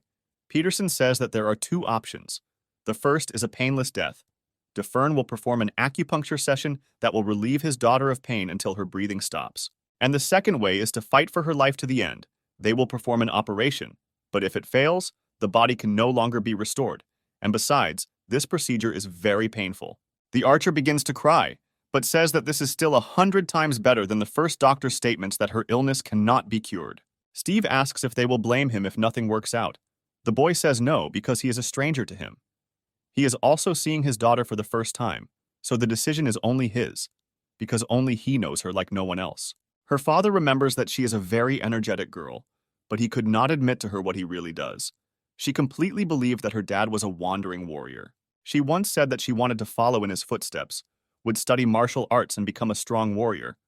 But one day her father did not have time to help, and she, bleeding in his arms, said that now she would not be able to become like him. But the archer himself understands perfectly well that he is a simple liar and a coward. He did not want to see condemnation in her eyes. He did not want to live in poverty. Howard cries, he asks to save her in order to correct the mistake of such an unworthy father as he, then begs to save his daughter. The man falls to his knees in front of Nick. He wonders why an innocent child should die instead of him. Chris asks the boy what his father answered. He says that he told him about the available options, and he chose that he needed to continue to fight. Then the doctor decides that he needs to hurry and orders Bob to prepare everything necessary. Nick thinks that there is nothing beautiful in hospitals, there is anxiety there, and all they can do is not give up. The boy understands that her liver, it turns out, had ruptured. It crumbled like tofu due to magic, and as a result, there was a perforation of the intestines. But it's surprising that the ribs were preserved. How she even managed to live for 15 whole days in this state, perhaps thanks to the internal energy and miraculous potions of her father. Nick realizes that she is very strong. The painkiller seems to have worked, and they were able to keep her alive. Bob brings a tube for a blood transfusion, trying to do everything as quickly as possible. Peterson does not understand how he did it so quickly. He thinks that he still has a lot to learn about Bob, because it only took him so much time to create one. It's incredible. Chris asks if they will give blood using this device. Nick says that's it, because if you don't give a transfusion, the girl will die. Peterson says that they will take blood from the father, connecting the veins. He says that he will do anything if it saves his daughter's life. Nick is standing in the operating room. It looks extremely awkward, but he is working like an adult. They are about to open the chest. The boy understands that even modern medicine cannot be compared with the level of accuracy here. Bob and Chris don't understand where the child got the skills of a man who has already performed many operations hundreds of times. They had never seen anything like it. His knowledge came from somewhere above. First, Bob will use his power to draw blood, toxins, and other fluids from the body. The archer will give his daughter his energy flow of blood to save her life. During the continuous transmission of that flow, the teacher will enhance the healing effect and thereby replenish her vital energy. They all gathered here to save the life of one only child. Chris notices that the pressure is dropping. He does not understand what went wrong. Nick discusses why this is happening, even if there is not enough blood yet, but it has clearly begun to penetrate the body. He thinks about why the pulse is dropping, and then, when he finds a solution, he plunges his hand into the insides to fix something inside. The others do not understand what he is doing. He takes out his hand and says that the spleen has ruptured. He only now realizes that they were too focused on the liver. It is still possible to save the girl, since her liver is recovering, but she will have to spend her whole life somewhere safe, always worrying and monitoring her health. Chris says it doesn't matter how bad the damage is, he thinks it can be managed without knife surgery. Nick doesn't understand how this can be possible. Chris says that the boy should rely on others, because even if the doctor is weak, it's not for nothing that his name is on everyone's lips. He can help in some way. Chris says that Peterson will soon be able to learn this technique too. It's like what he used on the tree, only he needs to learn how to use it on people. Nick thinks that the breakup happened in a good place, but this still does not detract from Chris's skill. It's not for nothing that he is the best healer in the world of martial arts. His reputation is deserved. He thinks that he needs to get ready. They are on an operation. They need to complete it quickly. The boy asks how long it lasted. He is squeezed like a lemon. The teacher says that he saved the child from death. This is worthy of praise. But Nick says that it is Dufern who needs to be thanked. Chris says that this is not so, because once upon a time, and Peterson will be able to use this technique on him. Bob is trying to bring the archer back to consciousness. He also spent a lot of energy to save his daughter. Chris says that he also needs to lie down and falls exhausted. Nick tries to catch him in horror. Dufern screamed heart-rendingly for help from the cold and torment like a knife blade, but no one was able to provide him with support. He tells the man that he's even gotten used to this feeling, but he says that his life will be short. Maybe he'll think about how he wants to live his remaining days. People say that the medicine contains poison, but it is used as a strong painkiller. But this is the only thing they can offer them. But the relatives of the patients who did not have long to live were not embarrassed by the use of such a medicine. He thinks it was probably because it dulled the pain a little. Chris remembers one time when no pain was felt at all. Then, standing near a pile of ashes and rubble, he swore revenge on those who burned his house and killed his relatives. After all, it was he who was destined to die first in the family, but everything turned out differently. Bob is carrying Chris on his back. He orders everyone to disperse because he is in critical condition. Nick is running behind them. Chris thinks that he was delighted with the boy at first sight. Perhaps it was because he had something that Dufern himself was deprived of, strangely. But today, the pain is less. The doctor wakes up. Remembering home, he sees Nick on his knees in front of his bed. He wonders if he was there all the time. Bob says that the boy was stubborn and came up with absurd reasons to stay. Said that he wanted to cure him with the help of the 5 elements. Begins to say that he was to blame for what happened, but Chris interrupts him with his hand. Nick seems to be sleeping. The amount of energy that he was able to transfer to Chris hardly helped in any way, but still the pain subsided, perhaps due to his attempts to restore the balance disturbed in his body. Dufern says that his temperament is similar to that of a healer, but their energy is different. Chris gets up and realizes that he can still transfer some energy, even despite all Bob's requests to rest. The doctor says that for the first time in a long time, he has a desire to live, because he would like to see how Nick grows up and reveals himself. Chris asks the boy that he is already on his feet and says that he was probably scared when he suddenly lost consciousness. Nick says that fortunately, everything worked out, although he was very scared and worried about the teacher. The boy thinks that this is putting it mildly. He has already lost patience, but then it felt like he was losing a parent. He grew up in an orphanage and always felt like something was missing, like a thirst that couldn't be quenched. He thinks maybe it was weakened because of Chris. Dufern thinks it's a strange thing, these feelings. He's sorry that he makes others worry, but at the same time, he's very pleased to see that they care. Now, Chris understands why the clan elders pretend to be sick in front of their pupils. The old man grumbles in the hope of attracting attention to himself. He did not think that this would overtake him too. While he was thinking about this, he started coughing up a bloody cough due to his illness. Nick is horrified by what is happening. The boy brings Bob to the doctor. They look at him and freeze in horror. They try to revive him by pouring water and feeding him pills. They even try to get him to drink by screaming. Chris is unconscious again, and his associates are thinking about his fate. Bob says that he should have helped him. Nick understands that this is not what happened to him in the first, and also that in the novel, everything was described more simply. In reality, everything looks much worse. The description of the events there did not cause any special emotions, because although he was an incredible character, he was still a minor one, and he died almost at the beginning. Breathing returns to normal. Bob says that the teacher needs rest, but he says that he and Nick immediately need to begin the next stage of training. Chris says where else can Nick find a patient like this to train on? They have the same energy, so if you make a mistake, there will be almost no bad consequences. The boy already knows the theory. Now he needs to close his eyes and, following the training, reveal his inner strength. Nick releases energy blasts into his teacher's body, restoring his strength. The boy is reminded of the ultrasonic waves he saw in his past life. He felt his body from the inside as his inner force moves according to plan. And here is the pulse of blood energy, through which energy circulates. Even to him, it is clear how serious the teacher is. Now he just needs to finish what he started with the help of the power given to him. Chris asks how he is. Nick says he didn't think it was that bad. DeFern says that there is really nothing to hide from his student. He says that he will cure his teacher. He says that it seemed to him that he would be scared, but he only gained more confidence. Nick takes his teacher by the hand and says that he will cure him no matter what. The father clings to his daughter, who has just recovered. He does not believe that Jessica can be alive, and she asks him to stop crying and apologizing, because everything is already fine. Steve cries more and more and squeezes his daughter in his arms. She even says that it's hard for her to breathe from his tenderness. The girl feels that there is much more energy inside her than before, and his energy is there too. But Dad will no longer be able to use his magic because of this. Chris is surprised that she is already so much better that she was able to get up. Steve runs to the doctors. He says that, thanks to them, his daughter survived. He is their huge debtor and falls to his knees. The girl continues to ask her father to stop crying because she is doing much better, but now she is worried about him. The archer says that he thinks he won't be able to use the same power as before, but the main thing is that the daughter is alive, and the remaining power is also enough. He thinks that this is due to the fact that the boy used innate magic. Since their first meeting, his appearance has changed a lot, which is quite understandable, because a person's innate energy differs in strength from ordinary energy, which, by the way, would be enough for treatment. But now, the archer has become an ordinary warrior.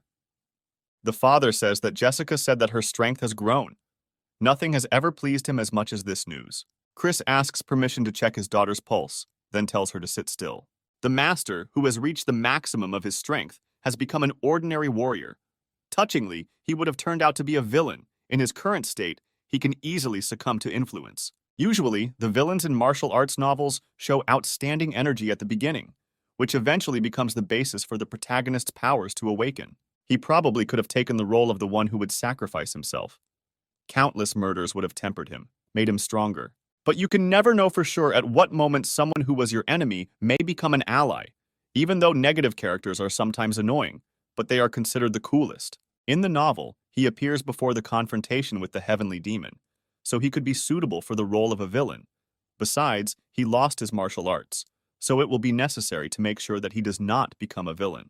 Chris examines the girl and reports that all her smallest veins are open. The father does not believe his ears and asks again several times. DeFern explains that Jessica was on the verge of death for 15 days. They kept her alive with the help of powers, miraculous drugs, and various techniques, and only after that she received her father's innate blood. Chris warns that the smallest veins are open temporarily, so if you leave everything as is, they will close again. He plans to supply the girl with internal energy in the next 10 days. Peterson adds that the doctors will help her with this, and after the course expires, she will be able to live with the smallest veins open. Jessica cries and thanks her rescuers. Her father joins in his kind words. Nick says that since the girl survived, then everything will be fine. And Chris reports that his contribution in this case, to be honest, was not that significant, so only Peterson needs to be thanked. The girl approaches Nick and again warmly thanks him. He tries to say something about her father's participation in this matter. The boy understands that Jessica lasted so long, and her smallest veins began to change because she, despite her age, is very strong. Peterson concludes that the girl has the makings of greatness, which are visible already in childhood, since she was able to survive in battle against the Great Kaza. Nick thinks about the fact that he and this girl are the same age. He is sure that if she continues to strive for heights, her name will be on the lips of every resident. The main character is very glad that with one good deed, he was able to help both the demon archer and the future goddess of the bow. Chris and the student say goodbye to Jessica and Steve, saying that they need to rest well. When they leave the room, Nick asks his teacher not to forget about rest. Peterson decides that things are going very well, and now he just needs to prevent the archer's unfortunate fate. The boy walks with Howard Sr. He says that he does not know what to do next. He used to want to take revenge, but now he is afraid that he does not have enough strength for this. He says that he often saw how warriors, following instructions from first-class masters, became third-rate fighters, and what they then ended up with.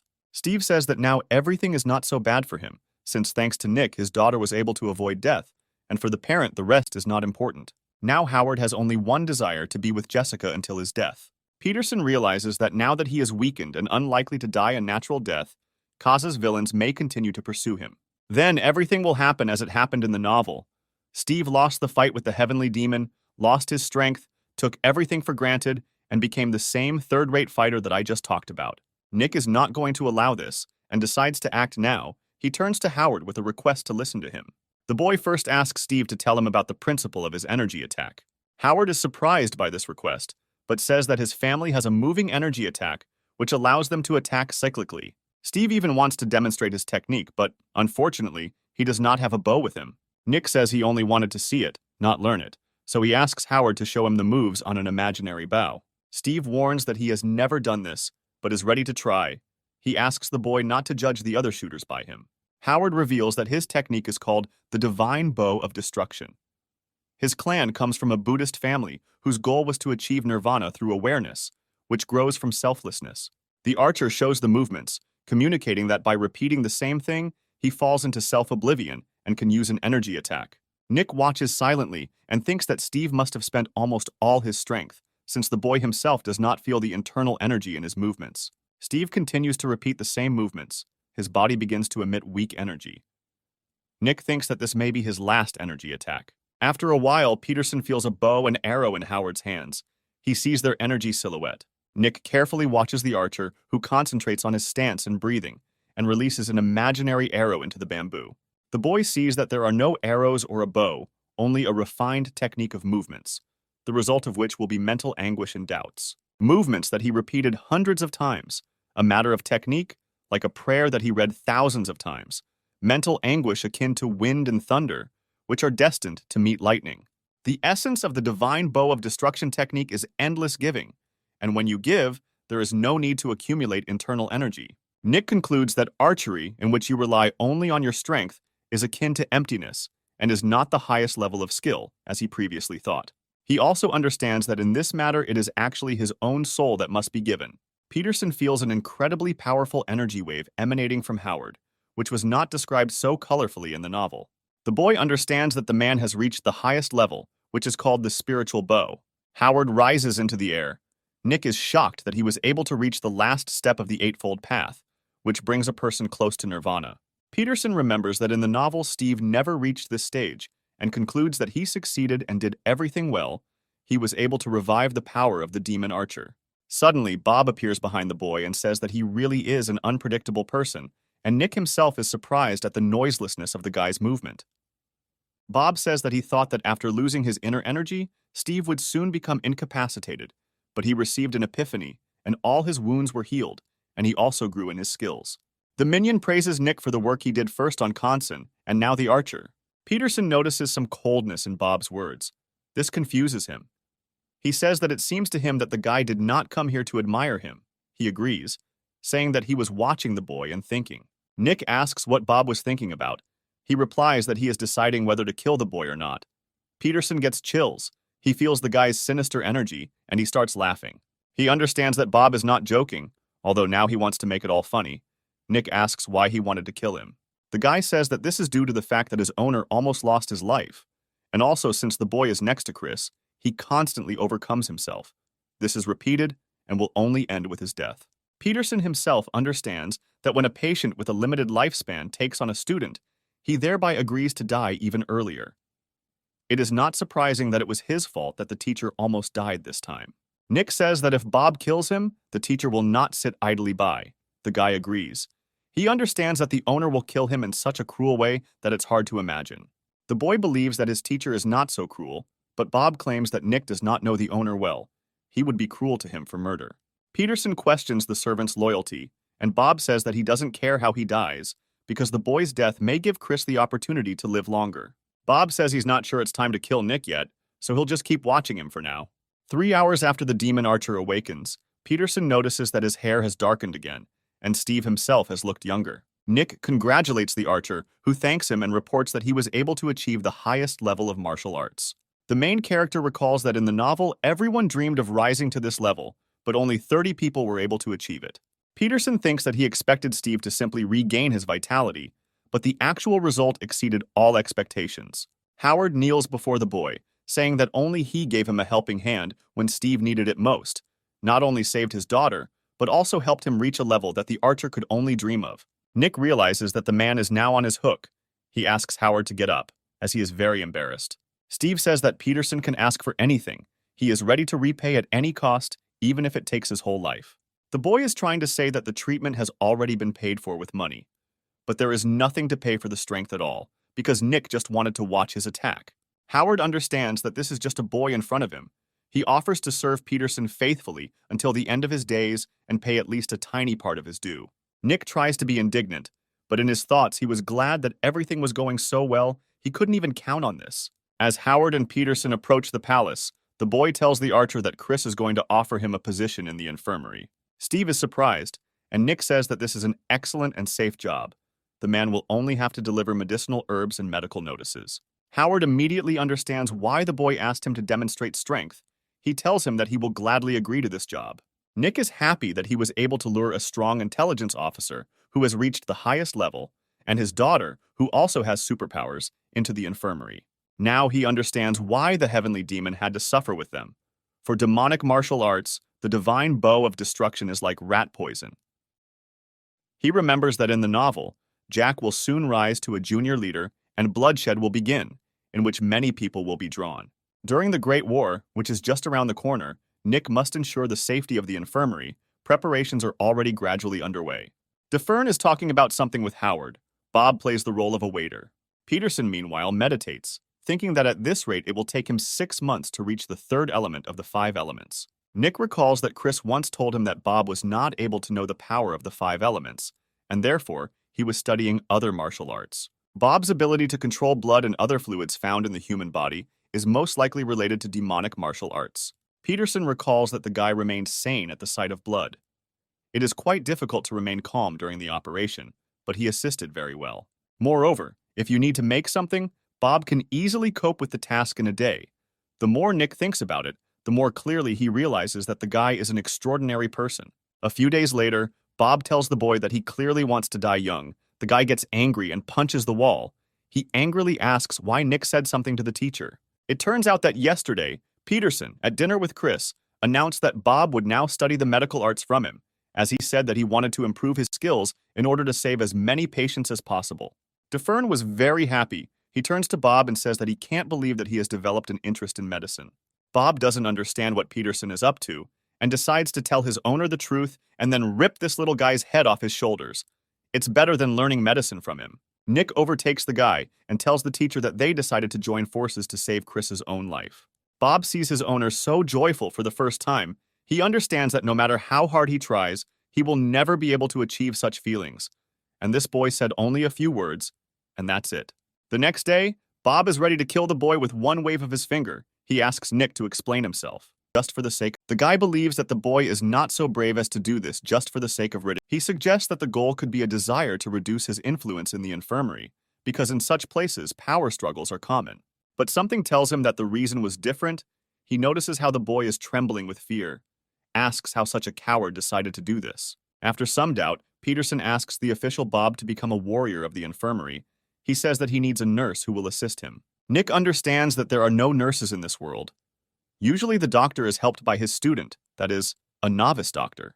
He tells Bob that the time will soon come when he will have to pick up a scalpel, and he will need an assistant who will try his best. The official is very surprised that Peterson chose him, because they are enemies. He asks the boy why he should keep such a person nearby, and Nick replies that Bob has qualities that others do not have. Nick begins to list the guy's advantages. The first thing he notes is stamina. Bob stands on his feet all day long, doing errands for patients in the infirmary and all sorts of other hard work. The second is composure. Sometimes it happens that the patient is in critical condition, and a good reaction is needed to make a decision and save him. After watching Bob, Nick can say that he is worthy of trust. The last thing Nick says is that Bob will need medical knowledge, and this is the most important part. Peterson considers the official an ideal candidate, and in his thoughts he dreams of finding out what martial arts Bob's technique belonged to: demonic, magical, or ordinary. The official asks if Nick's intentions are really that, and he says with a displeased face that they at least have to save the teacher. Peterson tells Bob that no matter how much he racks his brain, no one else comes to mind except him. Bob is shocked by the boy's words, because he was going to kill him, and has not yet decided whether he has changed his mind. Nick says that he knows that Bob is ready to do anything to save the teacher, but the boy himself is also ready to do anything, even risk his life. Bob feels like this kid is suppressing his will. He doesn't understand how this is possible. Peterson asks the guy to first become his nurse, not to kill him until they cure the teacher, and if that doesn't work, then he can do as he knows. Bob is very angry, and Nick warns him to keep in mind that it is now more difficult to kill him, since his confidant is a demon archer who has reached the highest level. The official is very doubtful. He does not understand why the boy is so eager to save the teacher. He is frightened by the boy's honesty, and in general, there is a feeling that Nick seems to be in control of his entire life and decisions. Bob gives in. He accepts Peterson's proposals, but he still laughs at the fact that the boy makes such an offer to a man who is ready to kill him at any moment. Nick says that he is not at all trying to show mercy in this way or to say that he forgives him. He just considered this option the most advantageous. The main character is going to behave as usual in public, since it is beneficial for him that others consider him a nice boy. Bob is shocked and realizes that Nick will mock him in private, and Peterson himself asks him not to forget, because the guy said he would kill him, therefore, he has the right to treat him as he wants. Nick thinks that Bob has a much harder job than ordinary nurses, and when he leaves, he tells him that he will continue to save lives, and the guy will have a lot to learn from today. Peterson, turning his back on the official, tells him that if he has a claim, it's better to kill now before it's too late. Bob restrains himself. It seems to him that he is finally beginning to understand why the demon archer swore allegiance to this boy. The guy even begins to admire Nick, because despite his fear, he did not chicken out and lured the enemy to his side.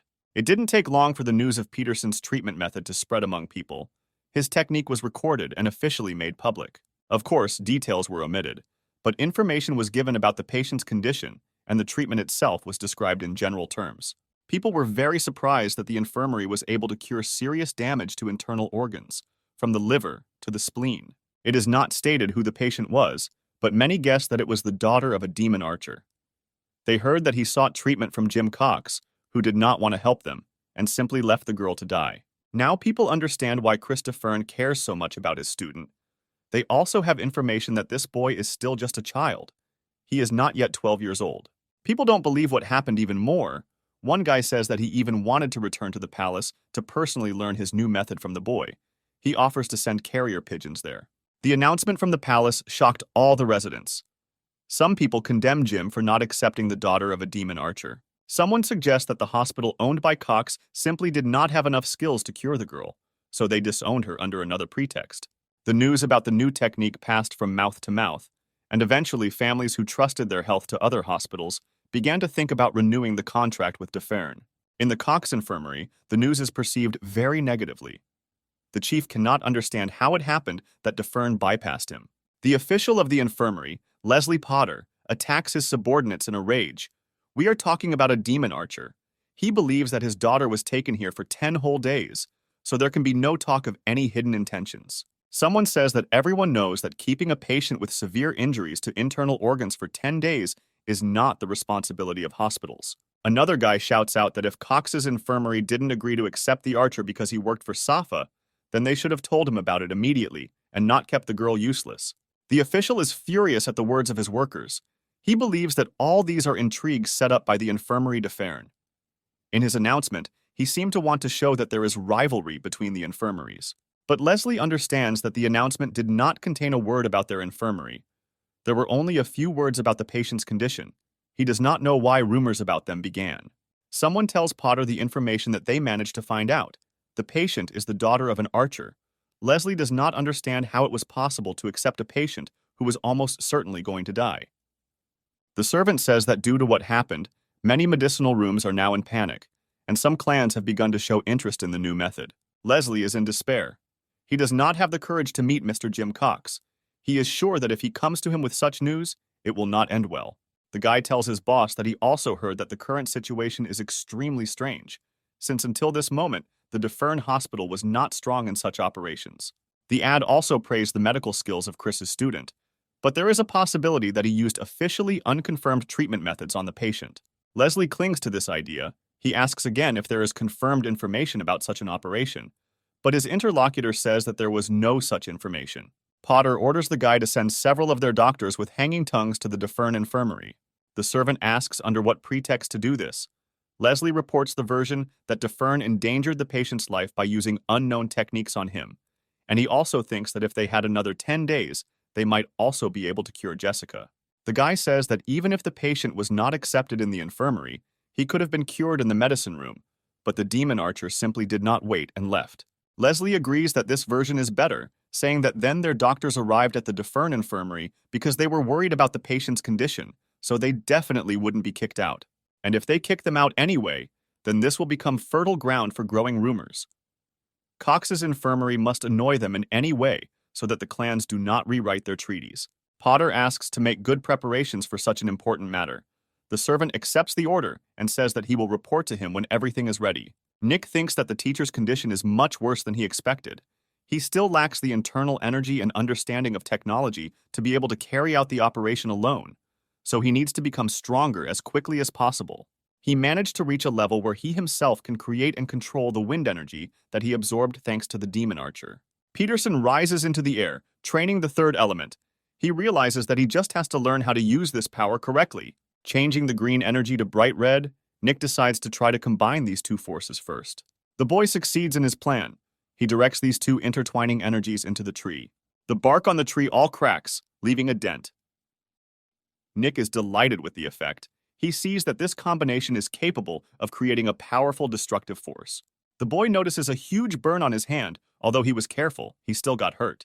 Nick understands that the second-degree burn will not go away on its own, and the blisters will remain. He is glad that he has already been able to learn how to disinfect wounds. First, the boy directs the energy of water into his hand to reduce the heat, and then of wood, which will restore the skin. Looking at the result, Peterson is quite satisfied.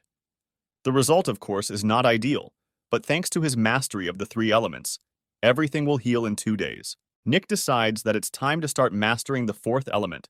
He puts his hand to the tree, realizing that the warrior's training ends when he manages to destroy something, after which the healer's training begins. Half a month has passed since the demon archer's daughter received treatment. Jessica is sitting in her room. Despite the fact that exposed tiny veins provide restorative power superior to that of a human, it should not be forgotten that the injuries this girl suffered were far from a typical case. Until Jessica fully recovered, she approached martial arts practice with caution. She tries to remember what kind of scumbag brought her to such a state. The girl wants to find and tear this squalor into pieces. But due to the shock, Jessica's memories of what happened are extremely blurry. She remembers that he was wearing a mask, and it is impossible to recognize him by his appearance. After that day, her world seemed to collapse, but she understands that this is reality. Jessica goes outside and is very happy because she feels much better in the fresh air. She notices that the weather is beautiful today and decides to take a walk around the area. The first thing the girl pays attention to is the number of people working in the infirmary. Then she sees doctors carrying a wounded man. He is screaming in pain, and they are trying to stop the bleeding. Jessica feels some kind of squeezing feeling. She realizes that she was able to survive, but someone's life will end here. Her heart shrinks. The girl notices the appearance of Dufresne and Peterson. She recognizes them, and they begin to save the man. Jessica notices that the boy is cute, and what happens on the operating table takes her breath away. Now she understands what the daily life of doctors looks like. After some time, the girl notices Nick. She spies on him, and is very surprised that after such hard work he is also training. The girl admires Peterson's diligence, because he doesn't rest at all day. She understands that he is truly an outstanding boy. Even her father bowed his head to him. Jessica is shocked that they are almost the same age, but concludes that he was taught completely different things. She thinks about how to make friends correctly, because in her entire life she has never had any, since she spent all her free time honing her skills. The girl had to constantly lie to her father so that he would think that everything was fine with her and that she was a good daughter. But in reality, she was always a loner who tried to survive with all her might. The next morning, Nick stretches and yawns, glad that he has already done all his morning chores and thinks about going for a walk. Then an archer attracts his attention. He is carrying a huge container of medicine. The boy is surprised by his strength. Peterson is afraid that at this rate, with such a heavy load, his body may not be able to withstand this slave labor. Be that as it may, and it was possible to wait until his daughter fully recovered, Nick concludes that the teacher is not familiar with mercy. Peterson is upset that Steve works like hell in the infirmary, and Jessica spends her days practicing breathing exercises to circulate internal energy. Nick goes to the girl's room. He is very surprised by the arrival of the gentleman, and he asks to call him simply by his name. Jessica can't afford this because he's her savior, and Peterson thinks that they're both little kids, and there's no need for such formalities. The boy hands her a tray with a mug and asks the girl to drink tea, which will give her vigor. While Jessica drinks tea, Nick thinks about whether he is a little brother for the Constant sisters or an older brother for Jack, who he will become for this girl. Peterson asks Jessica how she would like to address him, because it would be great if she chooses. The girl doubts for a long time and eventually says that she wants to contact him, friend. Nick did not expect such an answer. A very embarrassed Jessica tells the boy that it is her secret, but she has always dreamed of a friend. Nick doesn't believe that such a girl has never had friends. She is even more embarrassed. The girl says that due to the fact that her father was constantly traveling, she did not have the opportunity to meet children from military families. She also spent all her free time practicing archery every day. Peterson is upset by the girl's confessions. He understands that she was very lonely and concludes that the archer made a useless parent. Nick extends his hand to the girl, offering her friendship. Jessica is very happy that her dream has come true. The girl asks not to tell her dad anything of what he just heard. He promises to keep her secret and pretend to be one of her many friends. Jessica says no, calling the boy special and saying that he will always remain that way to her. It's very painful for Peterson to watch this child who had to grow up so early. He invites Jessica to go play outside. He is delighted with his proposal, and he decides that nothing will happen if he rests for a day. They think about what to play. Nick says that they need to choose something where they do not need to use internal energy. The girl decides that it is because she has not recovered, but the boy warns her that this is not the problem. You just can't use them unnecessarily. One day followed another, and soon the child became a teenager. Nick sits in the mountains meditating and thinks that winter has already opened the door and brought its gifts. He can't believe that the couple of months he's been in this world have flown by so quickly. Every single day he tried to surpass his former self, completely oblivious to the passage of time. It's amazing that in just a few months you can gain so much strength. This place is filled with the principles of the 5 elements. After he mastered them masterfully and strengthened his body, he achieved synergy. Here his thoughts are interrupted, as he notices some very powerful energy. He even gets goosebumps from this power. Peterson tries to look for a person who has such power, but he doesn't see anyone. He is sure that it was not his imagination, and he felt something in that direction. He thinks he made a mistake since he is a newbie, and it wouldn't be surprising. Every morning he spent 4 hours doing breathing exercises to circulate his internal energy, which had now reached a good level. He also constantly took miracle pills and other various medicines, and did not forget about his daily training. It was difficult for him to even imagine how quickly his internal energy was accumulating. In 6 months, his energy increased to a volume that is usually mastered in 15 years. Nick considers himself unique. Today is the day Peterson officially became a doctor. People gather in the courtyard, including the 4 heads of the department that manage the infirmary. Nick is worried. Bob asks the guy to follow him and says that since he is just starting work, his official status is uncertain. The official also believes that the very fact that the intern was allowed into the infirmary is an outrageous absurdity. However, Peterson managed to save a patient whom even the teacher could not help, and he also managed to save the life of the archer's daughter.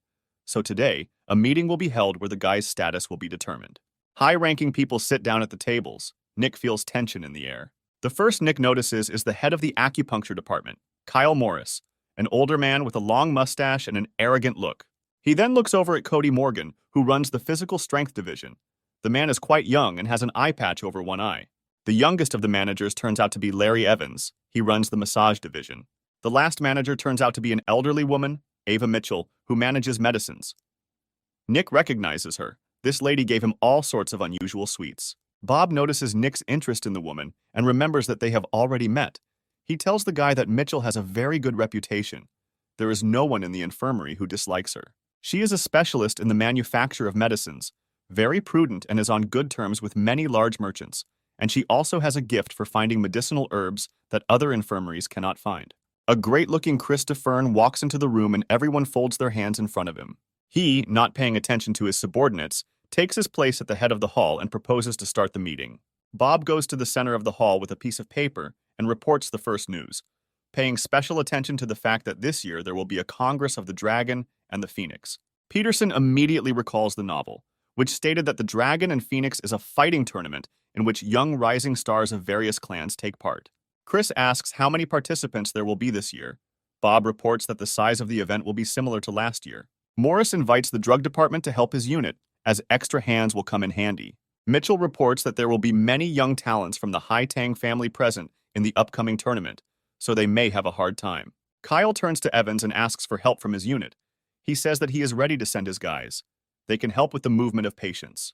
Each of the division leaders expressed their opinion. The meeting went smoothly. They dealt with all the matters in order, and the time had come to discuss the most important things. Bob reports that next on the agenda is a decision concerning the situation of young Mr. Peterson. DeFern stands up and says he thinks he should speak first. He begins his speech. Their infirmary began its journey from the infirmary of the Chagall family. If Chagall had at least one more descendant, perhaps the name of the infirmary could be preserved. However, of those in whom Chagall's blood flows, only Chris himself remains. He thanks the leaders for being with him from the very beginning, otherwise their infirmary would no longer exist now. DeFern reports that, thinking about the future, he decided to take on a student. Nick turned out to be very insightful, and he also has medical techniques that are very different from theirs. Today he called them together because he believes that this guy's skill is up to the level, sufficient to create a new division. Next, Chris invites leaders to speak out. Morris believes that a teacher should be judicious in choosing his student, and he, in turn, should make great efforts to take care of the mentor. He recognizes the child's wisdom and is confident that Nick was the one who healed Steve Howard's daughter, but Kyle believes that the guy is still too young. Morris understands that his medical techniques are amazing, but many of them have not been proven. The responsibility for the lives of patients lies with all employees. They cannot just use unproven techniques. Kyle proposes to create a new unit when the young master's skill is confirmed. Peterson is upset by the words of the head of acupuncture, but he understands that he judged everything correctly. Nick is afraid that proving his medical skills will require a huge amount of time, which the teacher may not have. Larry Evans intervenes in the conversation. He says that we should not forget that no one has ever heard of Peterson's techniques before. He reports that even one of Norwood Gray's 3 generations of infirmaries does not know such techniques, so they doubt who this young master really is. Nick understands what an awkward position he found himself in.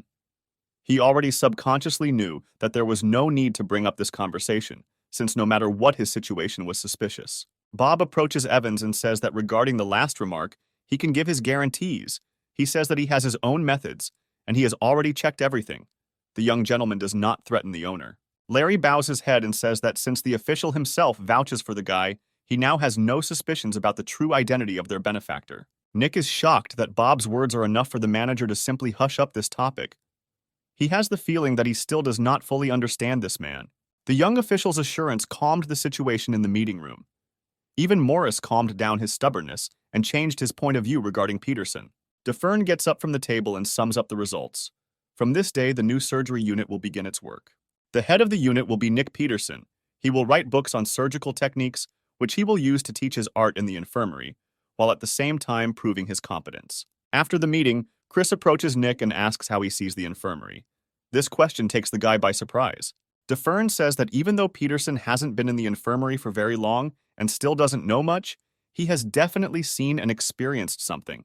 So he became very interested in what the infirmary looks like in his eyes. The guy answers in a confident voice that for him, he is like a watercourse in a river. Chris and Bob are very surprised by this answer.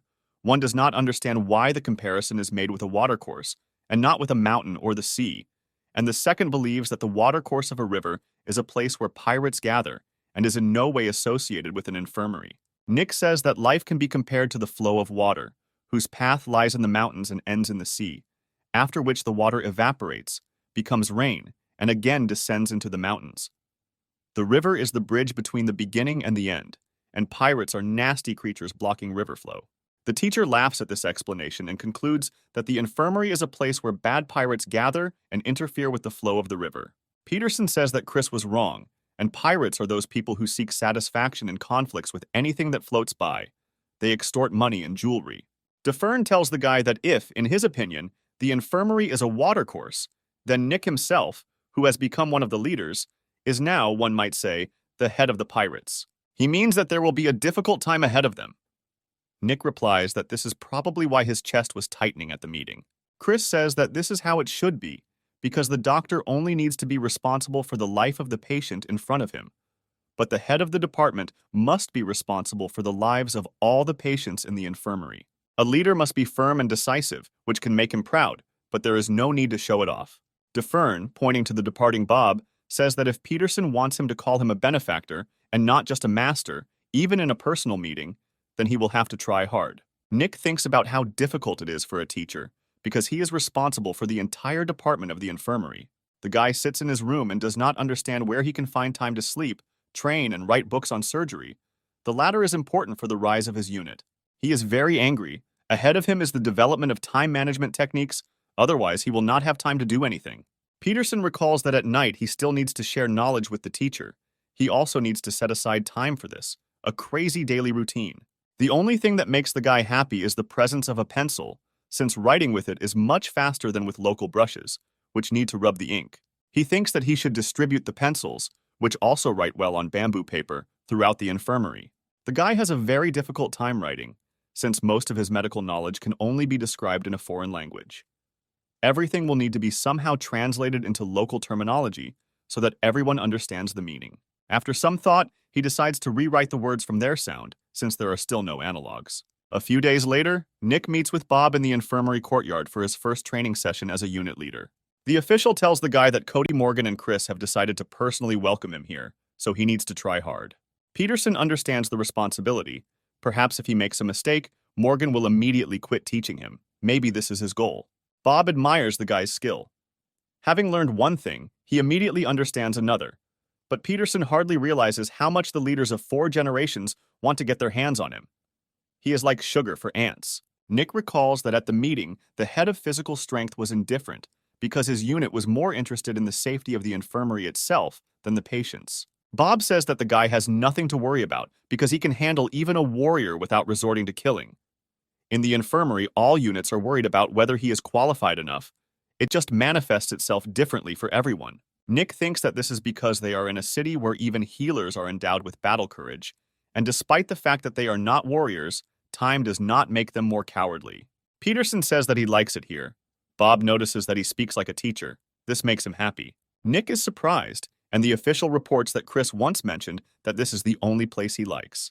The guy understands that this is cool, but he and the teacher here like completely different things. Peterson is tired of standing, and in a dissatisfied voice asks Bob how long he can stand like this, because it's still a training suit, and it will wrinkle anyway, so there's no need to worry so much about its appearance. Chris and Cody arrive at the training ground. Peterson stands on a bamboo peg. The official throws metal balls at the guy, which he must dodge. Nick is unhappy that Bob is throwing harder this time than in their previous training sessions. He is worried that he will embarrass himself in front of the teacher. After finishing Nick's training demonstration, the teacher says that his work is very worthy. Cody agrees with him. Morgan pays attention to the guy's excellent technique.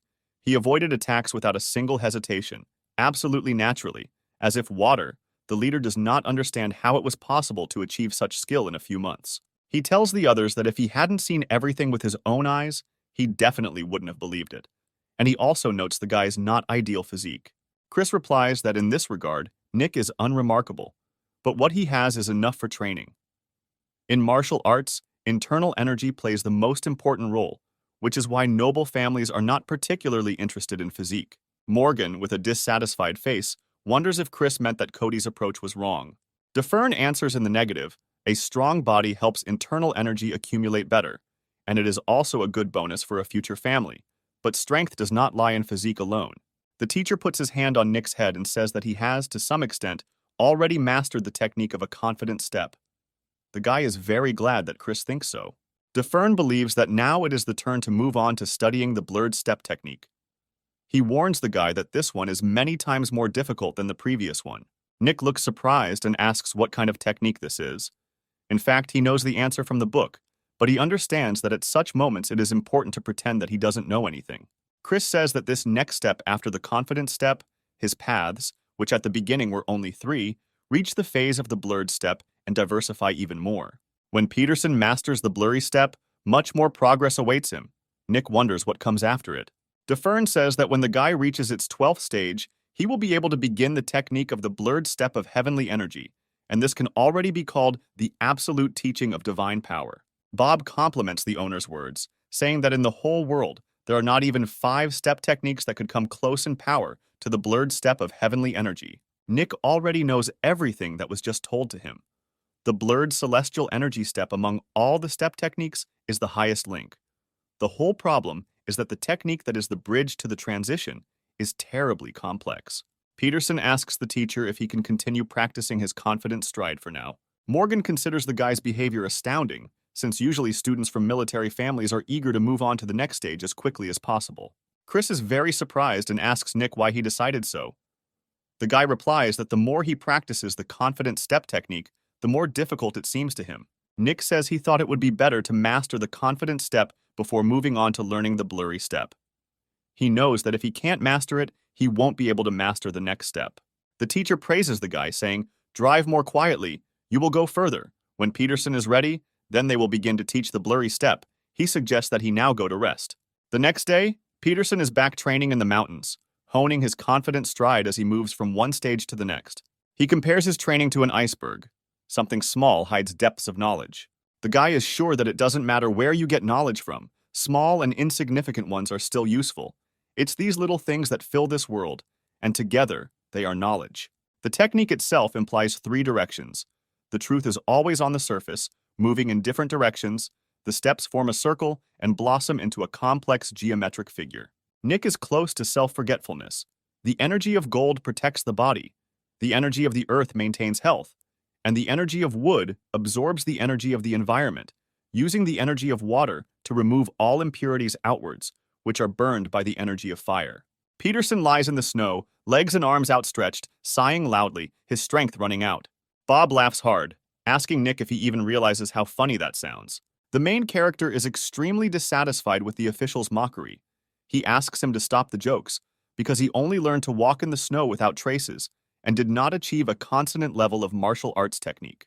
Bob laughs, finally realizing that Nick only meant the skill of a confident step. But the doctors were so scared when they first heard it, and he still couldn't understand how his story could make so much noise. Peterson is furious. He shouts furiously that he sees how his interlocutor is having fun, and from that day on, Nick himself began to be called a snowmobile. The main character sits in the workshop with Bob and corrects errors in the latter's drawing. Recently, Nick has been busy writing his medical works. Of course, his teacher helped him in many ways, but he needs to make a conclusion on his own. He looks at past pictures of Bob, noticing that he draws with a brush, but his lines are much thinner and sharper than his pencil drawings. He is confused.